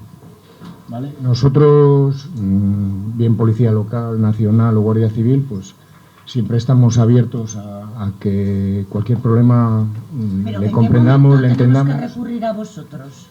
Hombre, a ver, si tú me dices que un niño, por ejemplo la viñeta esta, que está en un baño, yo creo que es un problema más de colegio o de casa, ¿no? Nosotros entraríamos ya algo más en la calle, algo que estén acosando en la calle, pero bueno, en todo caso, el despacho mío está abierto siempre. Es decir, cualquier problema que tenga un ciudadano de Torlavega lo puede ir a comentar y podemos buscarle solución. ¿Vale? Aunque sean menores. Aunque sean menores. ¿Vale? Y, a ver, muchas veces es cuestión de escuchar. La mayoría, bueno, no la mayoría, algunas veces es cuestión de escuchar a la persona que tiene el problema. Y después, la labor nuestra también es de mediar. Yo hace 10 días recibo por instancia del ayuntamiento un problema de un padre de un colegio y lo primero que hago es llamarle. Y era un colegio. Y le llamo, ¿qué ha pasado? Y después se llamó a la directora del colegio. Y eso yo entiendo que se va a arreglar porque no habían hablado. Y es un problema que no tiene que ir más allá. No es cuestión de vamos a acabar en el juzgado, no. Es cuestión de una llamada de teléfono, otra llamada después. Este problema hay que solucionarle. Pero ¿cómo reacciona un padre al que tú llamas y le dices, oye, entiendo que si llamas a ese padre es porque su hijo es el malo, entre comillas? Pues reaccionó dándome las gracias. Dice, joder, qué bien que me han llamado. Pensaba que iba a meter un escrito y se iba a quedar ahí en nada. Y después habló con el colegio y ellos lo veían de otra manera, porque el padre tampoco había comunicado con ellos. ¿De acuerdo? Es decir, es cuestión de vamos a hablarlo. Bueno, vamos a hablarlo, no, yo les he puesto en contacto, lo tenéis que hablar vosotros. Pero la labor mía, que no ha sido nada, 2 llamadas de teléfono. Yo creo que a veces las cosas son más sencillas de lo que parecen, si las atajas desde el principio. Es que la casuística que nos llega a nosotros es cuando ya nadie ha hecho absolutamente nada. Es cuando viene el padre, presenta la denuncia y ahí es cuando nosotros nos activamos normalmente, a no ser que Lourdes nos informe previamente. ¿Podéis imaginar que tengo alguno? Porque luego vamos a los colegios, luego vamos a los centros educativos y allí no se ha visto acoso, nadie ha visto absolutamente nada. Mirad, yo he visto a un niño muy pequeñito, 8 años, fui a dar una charla y según puse un vídeo se metió debajo de la mesa. Contó que la ataban con la correa para sacarle al patio para mear y eso no lo vio nadie. He visto tantos casos en esta asociación desde el 2017 que es alucinante y nunca ven nada. Pues yo quiero decir que muchas veces el acosador posiblemente lo haga para que nadie le pille. Está claro que yo puedo ser un acosador y no mancharme las manos, pero tengo unos cuantos palmeros que sí. Y lo que pedimos las familias muchas veces es ser escuchadas y que se nos entienda. Y después ya buscaremos la fórmula todos juntos. Es verdad, los cuerpos y fuerzas de seguridad de aquí, que están muy presentes, y los que no están presentes, yo les cojo y les escribo, ha pasado esto en tal sitio, tal familia se ha puesto en contacto conmigo. Salud mental me deriva casos y qué casualidad que un niño con autismo llevaba 3 años sufriendo acoso escolar, llegamos nosotros y al mes ya no tiene acoso. Tenemos que estar un poco pendientes todos de todos, pero eso quiero decir que la sobrecarga que tiene muchas veces el profesorado va en aumento, las direcciones de centro cada vez tienen más directrices que abordar y al final, si todos seríamos una red y trabajásemos todos conjuntos, se podría trabajar mucho más fácil y los menores sufrirían menos daño, porque hay que decir que niños dañados, adultos rotos, lo tengo claro, y me quedaré con ese refrán durante sí, que exista. Después, Perdona, yo tengo un caso en común con Lourdes, que el problema era una bicicleta. La bicicleta la compro yo si hace falta. Por una bicicleta va a haber un problema de acoso, de bullying, de un niño se va a quedar marginado sin practicar lo que más le gustaba en este caso. 200 euros eran, o 200 no sé qué. Hay que buscar soluciones. El niño pegaba a su madre. Estuvo a punto de tirarse en la furgoneta. Delante de todo el mundo hubo agresiones físicas que mis hijas, o sea, desde mi casa tuvimos que salir todos corriendo porque a la madre le habían pegado unos buenos golpes. Y gracias estaba Quique, y Quique pues intervino en ese momento y pudimos ayudar a ese menor. Pero es que en el colegio nunca vieron nada. Y ahora ya saben, ahora han confirmado efectivamente que existe. ¿Pero por qué? Porque se ha ayudado. Pero Jorge tiene muchos casos también, y el teniente Martín, que es al que le doy la trisca, también tiene casos. Quiero deciros que, y César sabe los casos, quiero decir. Hay casos que de verdad, yo he tenido un niño de 6 años con autismo, le metieron un palo por el culo, le pegaron golpes por la espalda, tuvo moratones entre las piernas y en la espalda. En Cantabria, Estoy hablando de 6 años el caso, y ese niño se despidió de su madre y se puso a tirarse por la ventana. Es que estamos hablando de que cuánto tiempo esos niños con 6 años estaban solos. Porque a mí el acoso escolar en niños tan pequeños creo que no es porque se quieran acosar entre ellos. Creo que el problema está en que hay una invigilancia para que eso no suceda. ¿Y qué pasó con esos niños? Al ser menores queda archivada la causa. El menor ha tenido problemas durante muchísimo tiempo. Y la culpable era yo por haberle hecho un dibujo, o sea, por haberme hecho el chiquillo un dibujo y descubrir qué era lo que sucedía. O sea, tantos casos hay en esta asociación que de verdad yo agradezco a todo el mundo que aporta, no que resta. Y creo que ellos me han enseñado a cómo funcionar esta asociación. Creo que el escuchar está previsto, que los profesionales estáis ahí, vosotros, tú, Laura, Suca, Jorge, César, Quique y tú, Pablo, porque tú me enseñaste con tus viñetas a reflejar lo que yo vivía cada día y quería decir a la gente y no me salía. Entonces creo que ahí está, que aquí hay muchas familias, aquí hay muchos profesionales también de educación, de todo, y que creo que todos los que estáis aquí estáis implicados. La pena es que hay que implicar a más. Y de ahí tenemos que hacer un trabajazo entre todos y todas. Porque no me sirve de nada coger y decir como profesional, como no entras dentro de mi área, te mando a servicios sociales y prejuzgar a las familias. Las familias, yo muchas veces ayudo a las familias, porque si están bien las familias, están bien sus hijos. Eso lo tengo clarísimo. Y es de donde tenemos que estar. Y creo que aquí hay muchos profesionales que me conocéis, otros no tanto, pero creo que a la vista está que lo que habéis hablado. Esto a día de hoy se ocurre. Se encierran en los baños, se les roban las pertenencias y nunca pasa nada. Porque también mucha gente está atada de pies y manos. Y yo que me lío a hablar. No, pero... No, genial. Yo lo último y me voy, sobre los diferentes, los que somos diferentes, porque yo también soy diferente, pues hay que aceptarnos como somos y los que están a nuestro alrededor lo mismo, ¿vale? Y nada, mucho ánimo, muchas gracias por todo y nada, me tengo que ir. Muchas gracias.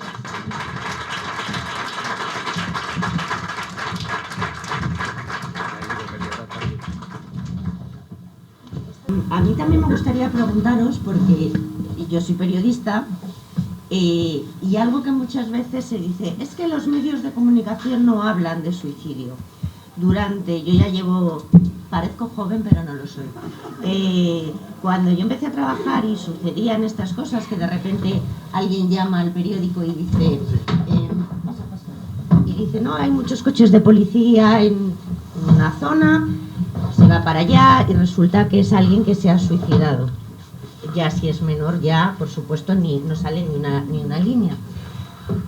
Y no era por el efecto llamada, no es tanto por eso, que también siempre hemos pensado, o mal pensado, pero probablemente hubo alguien que dijo, puede haber un efecto llamada, pero entonces por esa regla de 3 no diríamos o hablaríamos de los accidentes de tráfico, o no hablaríamos de violencia de género, porque das ideas no, entonces esa parte yo creo que está ahí como ya más en los medios de comunicación interiorizada. Pero con el tema del suicidio sí que hay una parte que como periodista me cuesta todavía interiorizar para saber cómo contarlo, por las familias.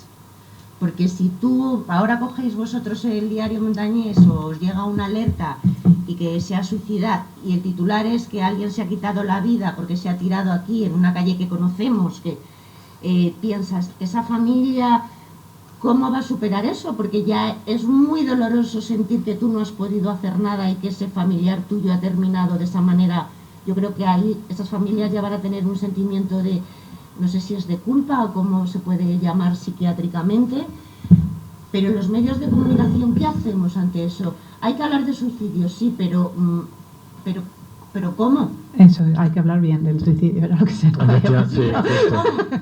¿Cómo haces Pues, una noticia? pues mira, ahí en Valencia está La Niña Amarilla, no sé si la conocéis, que es una asociación justo de periodistas especializados en comunicación de problemáticas de salud mental, específicamente del suicidio.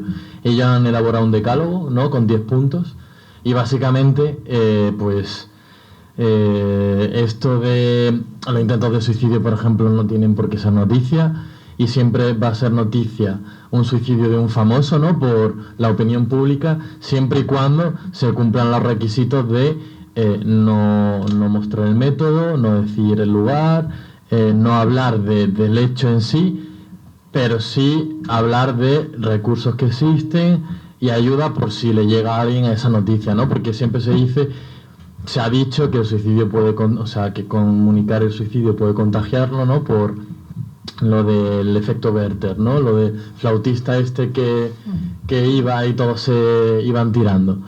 Pero se ha visto que no, que está el efecto Papageno, es decir, el efecto de que si se comunica de forma responsable y de forma en la que da recursos y da salida a esa persona, no va a contagiar la conducta suicida.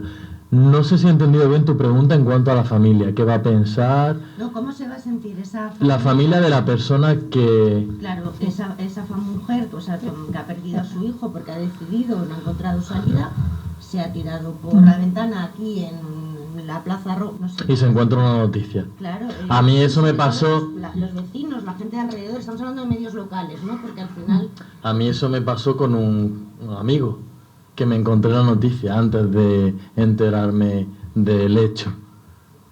Pues su familia, pues no lo sé, pero a mí sí me impactó, ¿no? Al final las noticias se ha precipitado, ¿no? Rara vez vamos a encontrar noticias de se ha suicidado o ha muerto, que ya se está cambiando también la terminología, ya no es se ha suicidado, ha muerto por suicidio, ¿no? Ha habido una serie de circunstancias que han hecho que la conducta se produzca. Yo creo que lo que quiere decir Leticia es la culpabilidad de la familia, ¿no? Ante la muerte siempre hay un sentimiento de culpa en general, ¿no? O sea, de las familias, ¿no? Si hay alguien que muere por accidente, pues a lo mejor enseguida la familia empieza a pensar, ay, si le hubiera llamado, si le hubiera acompañado, si hubiéramos ido en autobús. O sea, siempre tienes un sentimiento ahí de haber podido hacer algo, ¿no? Porque es lo que hace el cerebro, ¿no? Básicamente intentar buscar soluciones a por qué ha pasado algo. Sí, porque también damos mucho la caña en cuanto a las señales, pero sí es cierto que cuando acompañamos ya en duelo por suicidio, que son de los duelos más complejos que hay, decimos que el suicidio se puede prevenir, pero no predecir. Claro. ¿No? Porque muchas veces caemos en que hay señales y en que vamos a poder sumar señales y entonces eso va a dar lugar a la conducta suicida.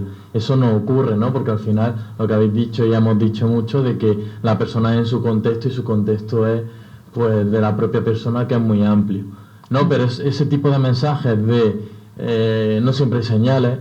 No hay familias que es que no ven ni una señal y no, entonces bueno, quizá igual más que una publicación en concreto, ¿no?, de fulanito, no fulanito, pero ha habido un suicidio en tal sitio tal, sino pues de manera mensual poner un poco las cifras de tantas personas han cometido un suicidio en el área de no sé qué.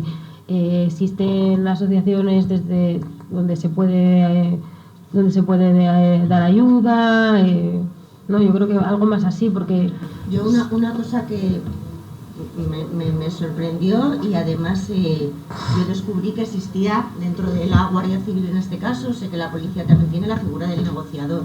Sí. Os contextualizo porque fue público. No sé si se escucha esto, ¿sí? Vale, pues me hace poco más.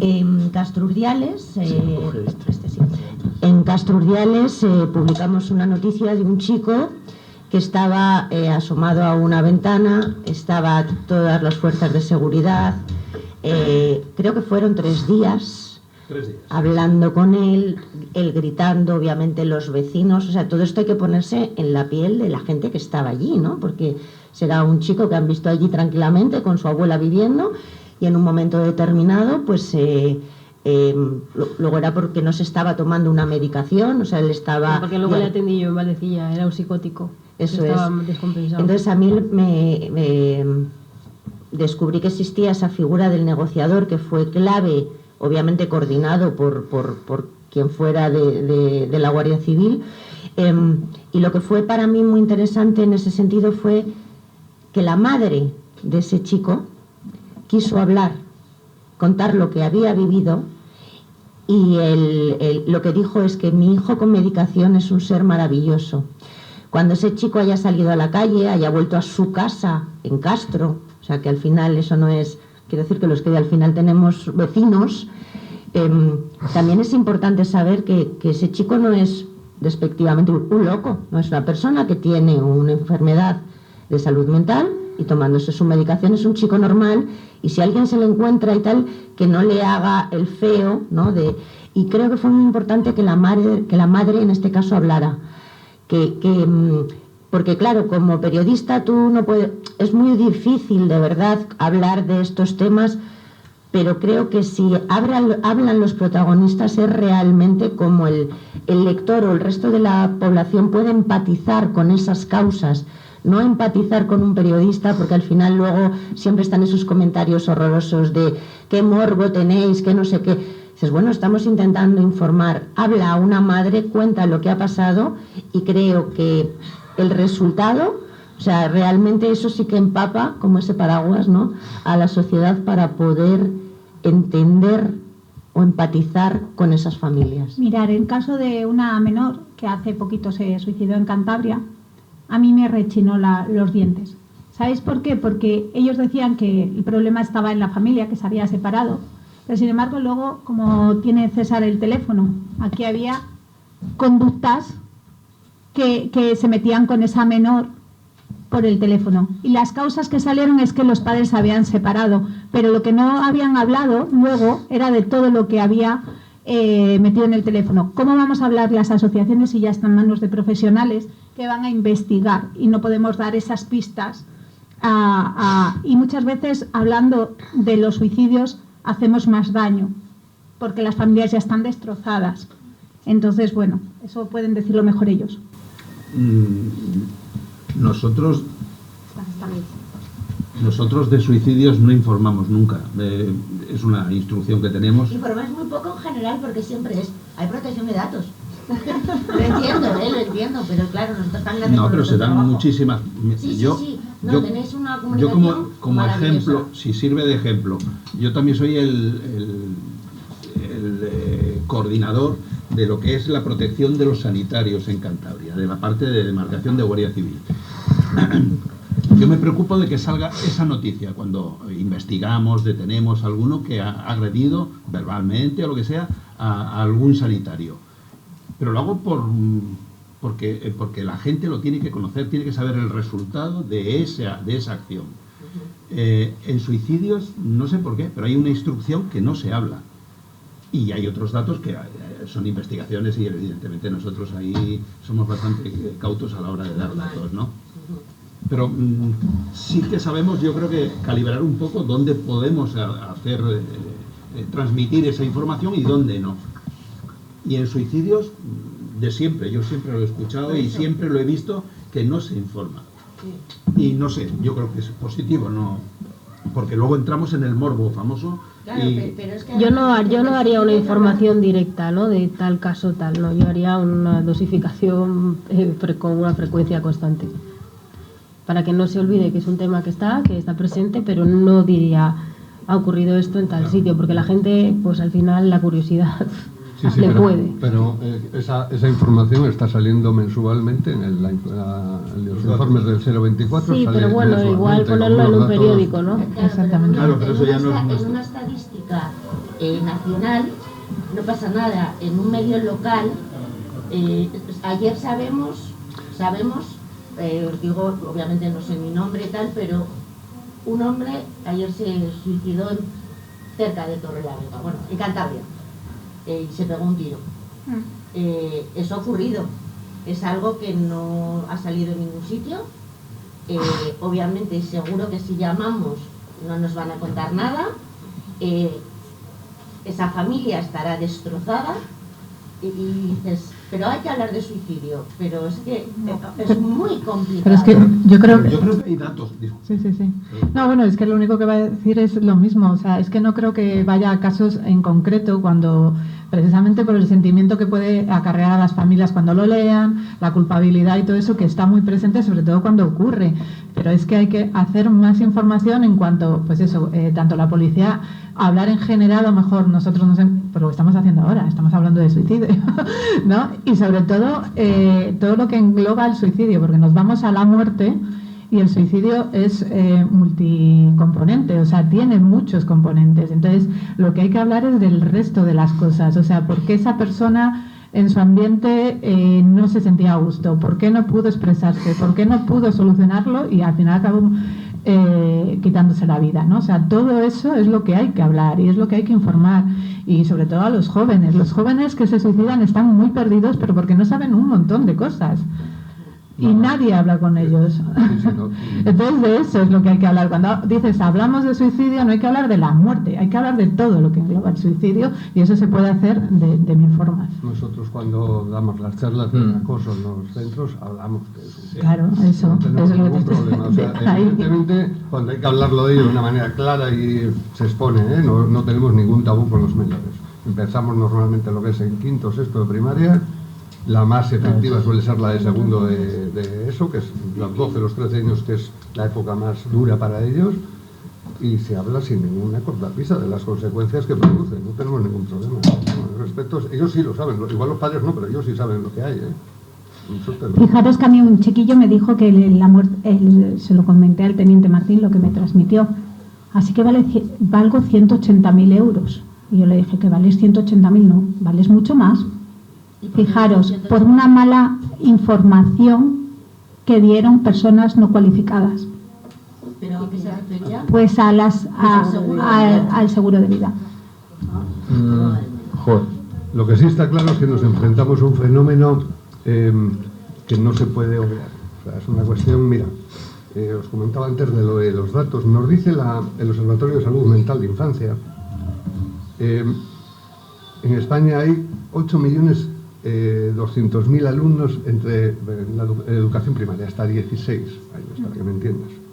Y nos dice que aproximadamente el 20%, es decir, 1.640.000, tienen problemas de comportamiento en las aulas.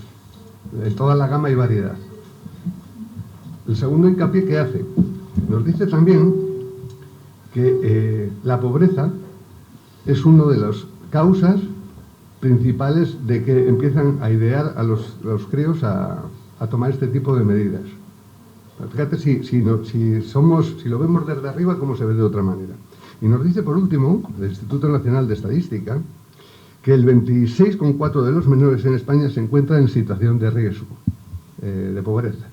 Con lo cual, no hace falta ser ningún vidente excesivamente cualificado de estadísticas para saber lo que se nos viene encima. ¿Me entendéis? O sea, hay que hablarlo. Nosotros sobre el plan director lo hablamos, no tenemos que hacer de acoso, se habla sin ningún... va a ser difícil sensibilizar eso a las familias. Porque a las familias les cuesta aceptarlo como que su hijo tiene problemas, y lo segundo, como que su hijo en un momento lo puede generar, que también puede que tenga problemas, ojo, que también ese generador de acoso en un momento dado, la mayoría es por frustración personal y por lo que sufren en casa. Es decir, la violencia que se chupa, que eso me lo podrán explicar mejor ellas, que son más profesionales en ese aspecto, obviamente, La mayoría de esa violencia que sufren en casa es la que después desarrollan en el aula. Y luego esos padres, cuando les dices tu hijo está acosando a un niño, actúan o con violencia o ignorando y pensando que es el profesor el que está loco o que esa familia no se asume. Pero ¿cómo no va a acosar si es que en la propia familia se vive eso como normal? Claro, por eso. O sea, los insultos, el insultarse, el llamarse palabras muy gruesas en la... Bueno, pero también... Fijaros, en el 2017 cuando empiezo a darles las charlas, les digo violencia de género, les pregunto, digo, ¿por qué? En 2017 les preguntaba, digo, porque una de las primeras fases es la falta de respeto, cuando empezamos a insultarnos. Es decir, y les decía a ellos, digo, porque ninguno de vosotros habéis escuchado a vuestros padres llamarse hijos de puta delante de vosotros. Y todos asentían, no. En el 2023 ya no lo digo. Porque cuando les digo eso, lo dicen que sí, el mío sí. La mía sí. Entonces, claro, evidentemente somos lo que reflejamos, somos lo que criamos, somos lo que comemos. Es decir, lo que se está yendo a las aulas cada vez en ese aspecto va con menos base moral. Y la base moral, al principio... A mí lo que me preocupa es la minimización a veces de los problemas. Es decir, vale, problemas hay, y los niños tienen problemas, pero no podemos minimizarlos. Y creo que ahí lo hablé con Suka y con Laura, el tema de que estamos muy acostumbradas las familias a decir, bueno, los niños se pegan, normalizar la agresividad como algo normal. Pues no es normal, es un maltrato, se maltratan entre ellos. Y es muy difícil la línea, y ahí está la siguiente viñeta, los profesores. Al final, como están tan acostumbrados a tratarse mal, a ver qué es la línea tan fina que dice si hay acoso o no hay acoso. Porque como todos los días vemos, pero también me preocupa cuando minimizamos los problemas de nuestros niños, y los padres vamos a hablar con los profesores, y vamos a hablar con la dirección, y vamos a hablar con la Consejería de Educación, y vamos a hablar con el que haga falta. Y la respuesta es, no hombre, no, aquí no lo veo. Yo alabo a todos esos profesionales que dicen, sí, tengo un problema, y lo asumo y voy a seguir. Porque hay profesionales que efectivamente sí que están sensibilizados y concienciados, pero hay muchos que no. Y que nuestros niños acaban suicidándose, y nuestros niños acaban siendo el saco de boxeo, y que nuestros niños cada vez salud mental está creciendo, con autolesiones. Y he conocido niñas de 7 años arrancándose el cabello, dejándose calvas. He conocido una niña con cáncer que se metían porque realmente, pues ¿de dónde viene el problema? De educación, de casa. Está claro que viene de casa, pero ¿dónde se ejecuta? En el centro educativo. ¿Dónde tenemos a todas las personas? En el centro educativo. Pues vamos a tratarlas. Y fuera. Sobre este tema es muy curioso que nos encontramos que lo mismo que damos charlas a los niños también se hace para los padres. ¿Cuántos padres vienen? Aquí curiosamente no venía prácticamente nadie en los colegios, es que en no los centros vienen. educativos. Hace unos 5 meses, que fue en julio, hicimos otra cosa con los AMPAs, las papas y tal. Vamos a hacerlo en 4 o 5 sitios: Reynosa, Santander, Torrelavega, Reynosa, San Vicente o Corrales, bueno, da igual, 5 o 6 sitios. En algunos sitios hubo que cancelar la charla porque la asistencia era de 1. No, si quieren nos vamos a tomar un café y hablamos, pero sí. Esto no es una charla. Yo conozco aquí una directora que lo ha puesto y a mí me encanta. O sea, yo la admiro un montón. Porque dijo, cuando entréis al colegio, todos a hacer una charla y a tomar por saco. Y es obligatoria. Y luego no me vengáis contando, el que no venga, que luego no me venga contando los problemas que tiene su hijo. Así hizo como que empezarían a llegar los padres al centro educativo. Por desgracia hay algunas cosas que no las tenemos que dar por si quieren venir o no quieren venir. No, aquí hay unas normas, hay unas reglas y hay que cumplirlas, porque luego a los problemas que me vais a llegar a mí. Y para eso se necesita trabajar en red. ¿Sabéis por qué las familias, y yo soy familia y madre de varias niñas, porque ya digo así, madre de varias niñas, y muchas veces no quiero ir ni al instituto, porque estoy cansada de que al final, para lo que me van a contar, y sin embargo yo en todas las reuniones ahí estoy, en todas, porque me implico en la educación de mis hijas. Pero ya muchas familias que te llegan a ti es porque ya están cansados. O sea, la asociación, cuando llegan las familias, ¿sabéis por qué llegan? porque están aburridas de ir a donde el colegio, a que todo el día les digan que aquí no ven nada, que nunca pasa nada, y quizás no pase ciertas cosas, porque a veces agrandamos o encogemos, las familias somos así, pero por lo menos que se nos cree y no se nos estigmatice, porque se nos estigmatiza mucho a las familias, y por eso ya hemos roto toda relación casi con educación, y tenemos que volver a conseguir que eso exista, y porque al final las familias vivimos muy apuradas. Está claro que antes había referencias en las familias y ahora no las hay niños llave, bueno, podría decir mil cosas y vosotros lo sabéis mejor que nadie. Pero las familias, cuando vamos con un problema, muchas veces se nos estigmatiza. Y creo que el libro de Pablo lo dice muy claro. En muchos aspectos, yo cuando veo esto, digo, les sobrecargamos, les hacemos sufrir muchas veces, porque si no aguantamos a un niño, yo he sido 15 años en un colegio y os puedo garantizar que si tú no aguantas a un niño que no come bien, a 30 niños, pues imaginaros. Pero también cuando las familias vamos allí, vamos desesperadas, vamos a que se nos diga. Y luego llámalo como te dé la gana, porque lo que no quieren es tener números, y no tener escritos, y no tener registros, y no abrir protocolos, que ahora sí que se abren, hombre. Ahora sí que se abren, pero porque ellos han hecho una gran labor. Yo creo que en mi asociación lo que más hacemos es educación, ¿no? En los colegios, de hecho, estuve reunida con Consejería de Educación hace 2 semanas y que decían precisamente, no, pero ¿para qué vamos a hacer cosas para los padres si no van? O sea, la solución no es que como no van, pues no vamos a hacer nada, ¿no? Y cuando yo precisamente en la asociación hicimos uno en los CAPIs, que son los centros de atención a la primera infancia, o sea, de 0 a 3. Porque es que eso no es a los 12-13, pero a los 12-13 es cuando hay lío.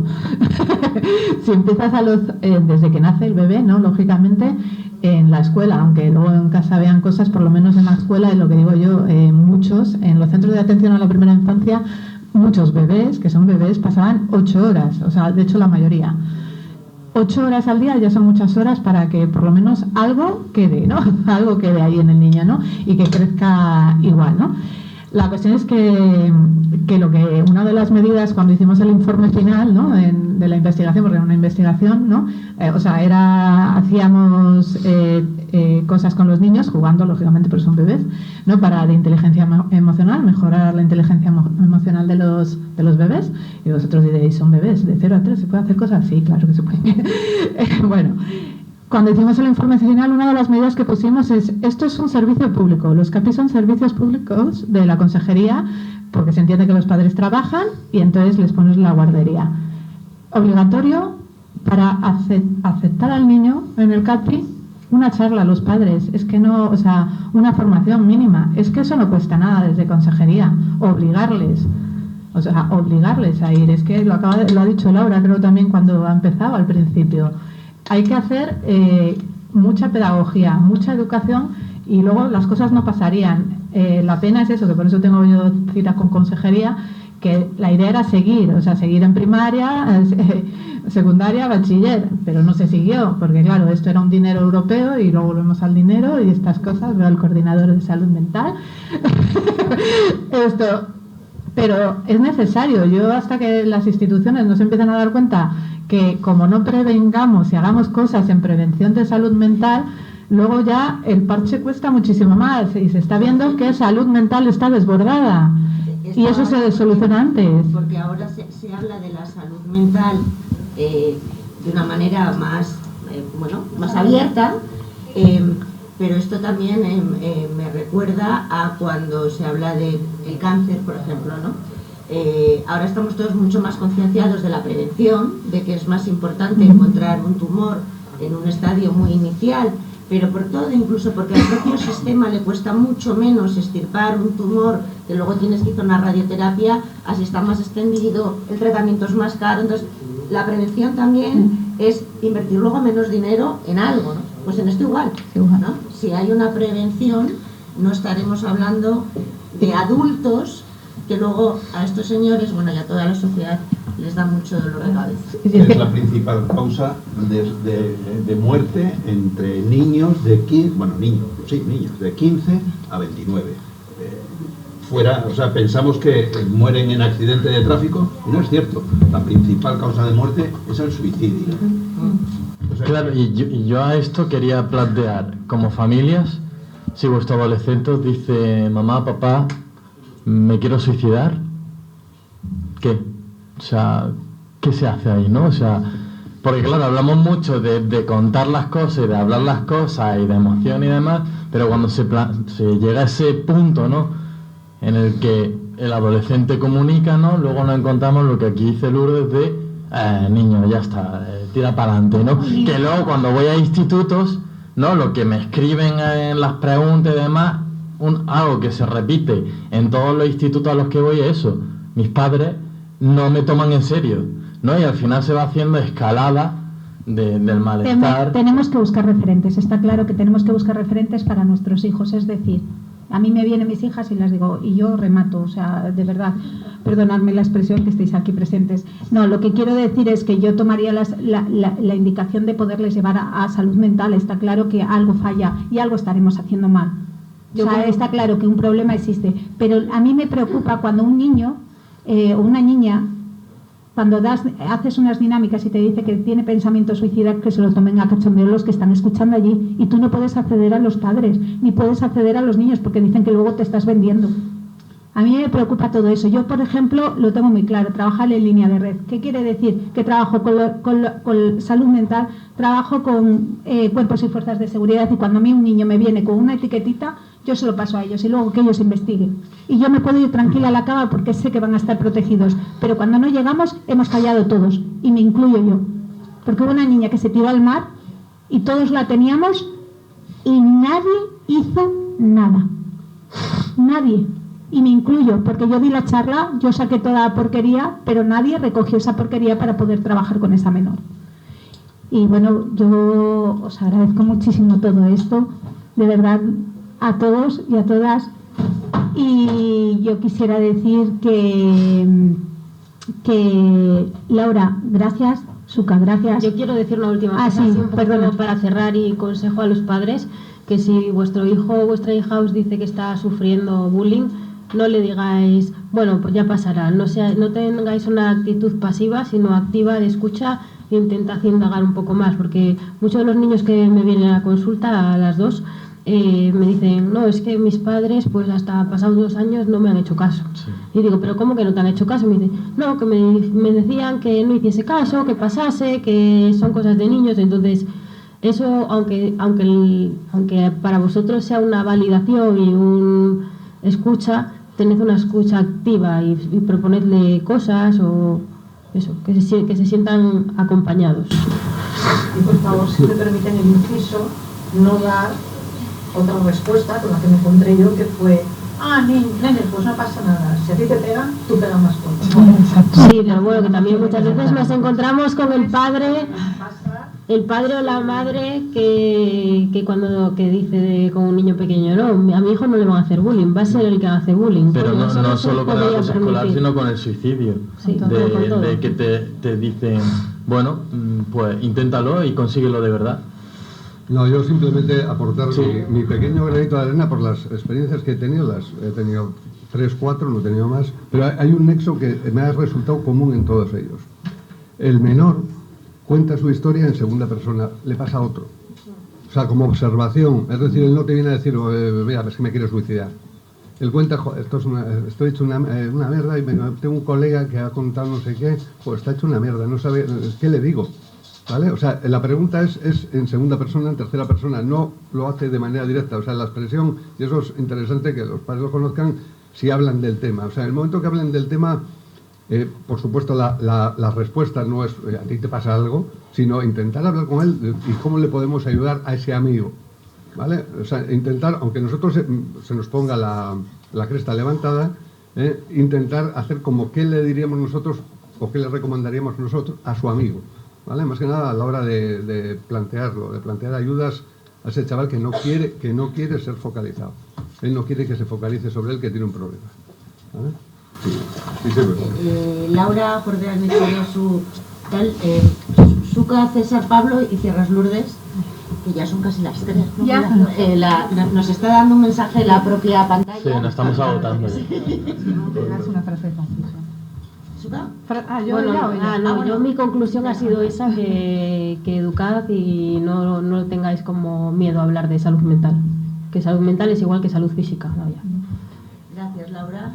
Pues yo diría casi lo mismo, porque, como decía, el problema es eso, que la salud mental no se ha hablado hasta ahora, entonces hay muchos padres que no saben cómo hablarlo. Para eso estamos los profesionales. Aquí yo creo que hay muchos, y hay muchos más fuera, ¿no? Los profesores no lo saben y no lo pueden saber todo porque no son ni psicólogos, ni psiquiatras, ni médicos, ni policías, ni abogados, porque también entra la ley, ni nada. Entonces, hacer más red, como dice Lourdes, todos podemos ayudar y todos podemos decir a un vecino tal, yo conozco a alguien o vete a tal.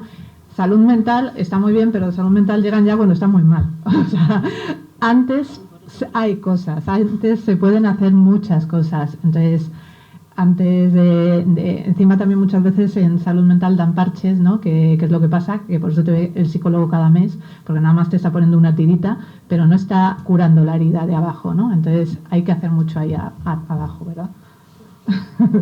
Y ya está.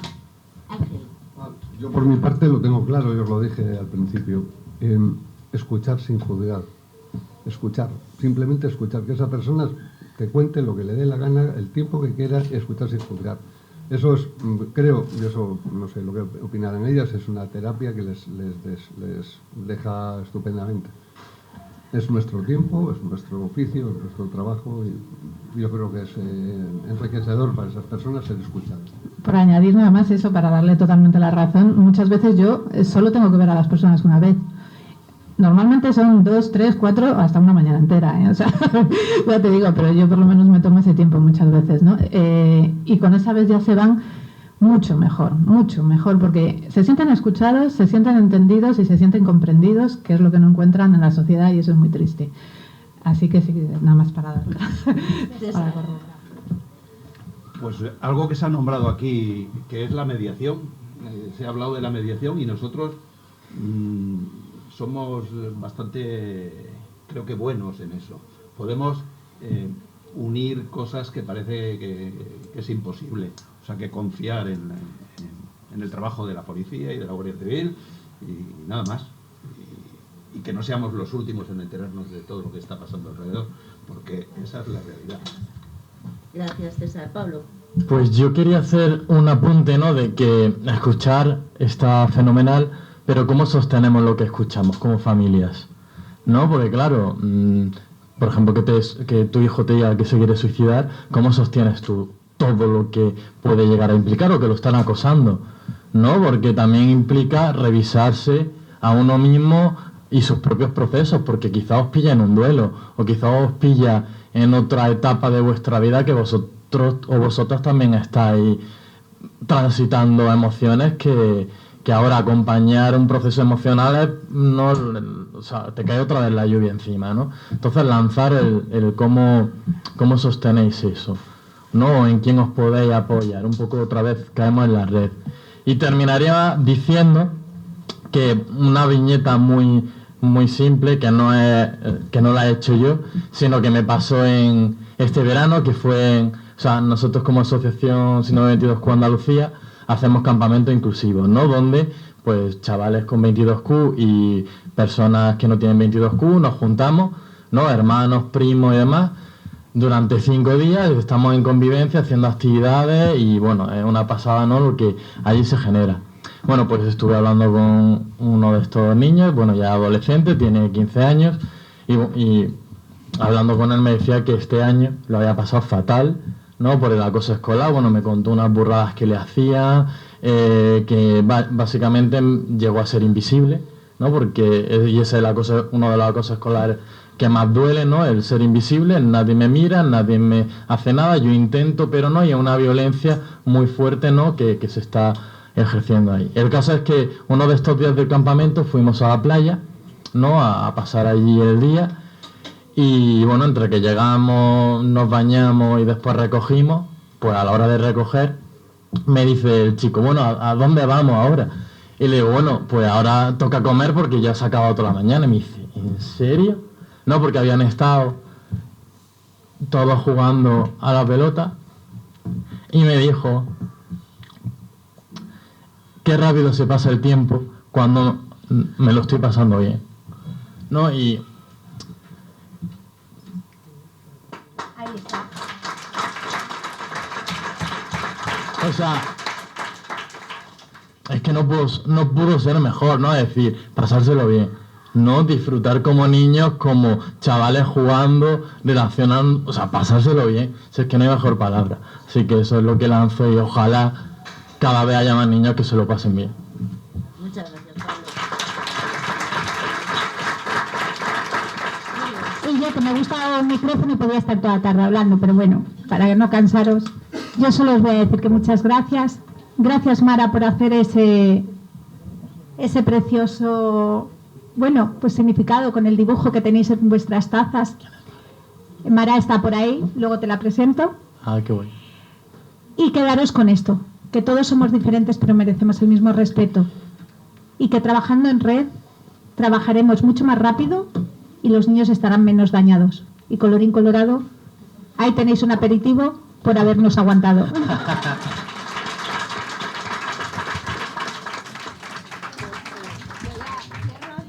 Gracias a todos por habernos acompañado esta mañana, que difundáis que existen muchos profesionales que pueden ayudarnos en momentos en los que la vida se tuerce, y permitidme que vuelva a repetir lo que dije al principio, porque sabemos que hay grandes profesionales de salud mental, las fuerzas de seguridad, pero creo que Lourdes Verdeja está dejando una huella increíble en esta sociedad, ayudando a muchísimas familias, y creo que nunca estaremos lo suficientemente agradecidos. Así que Y yo de que confiéis en mí. Gracias.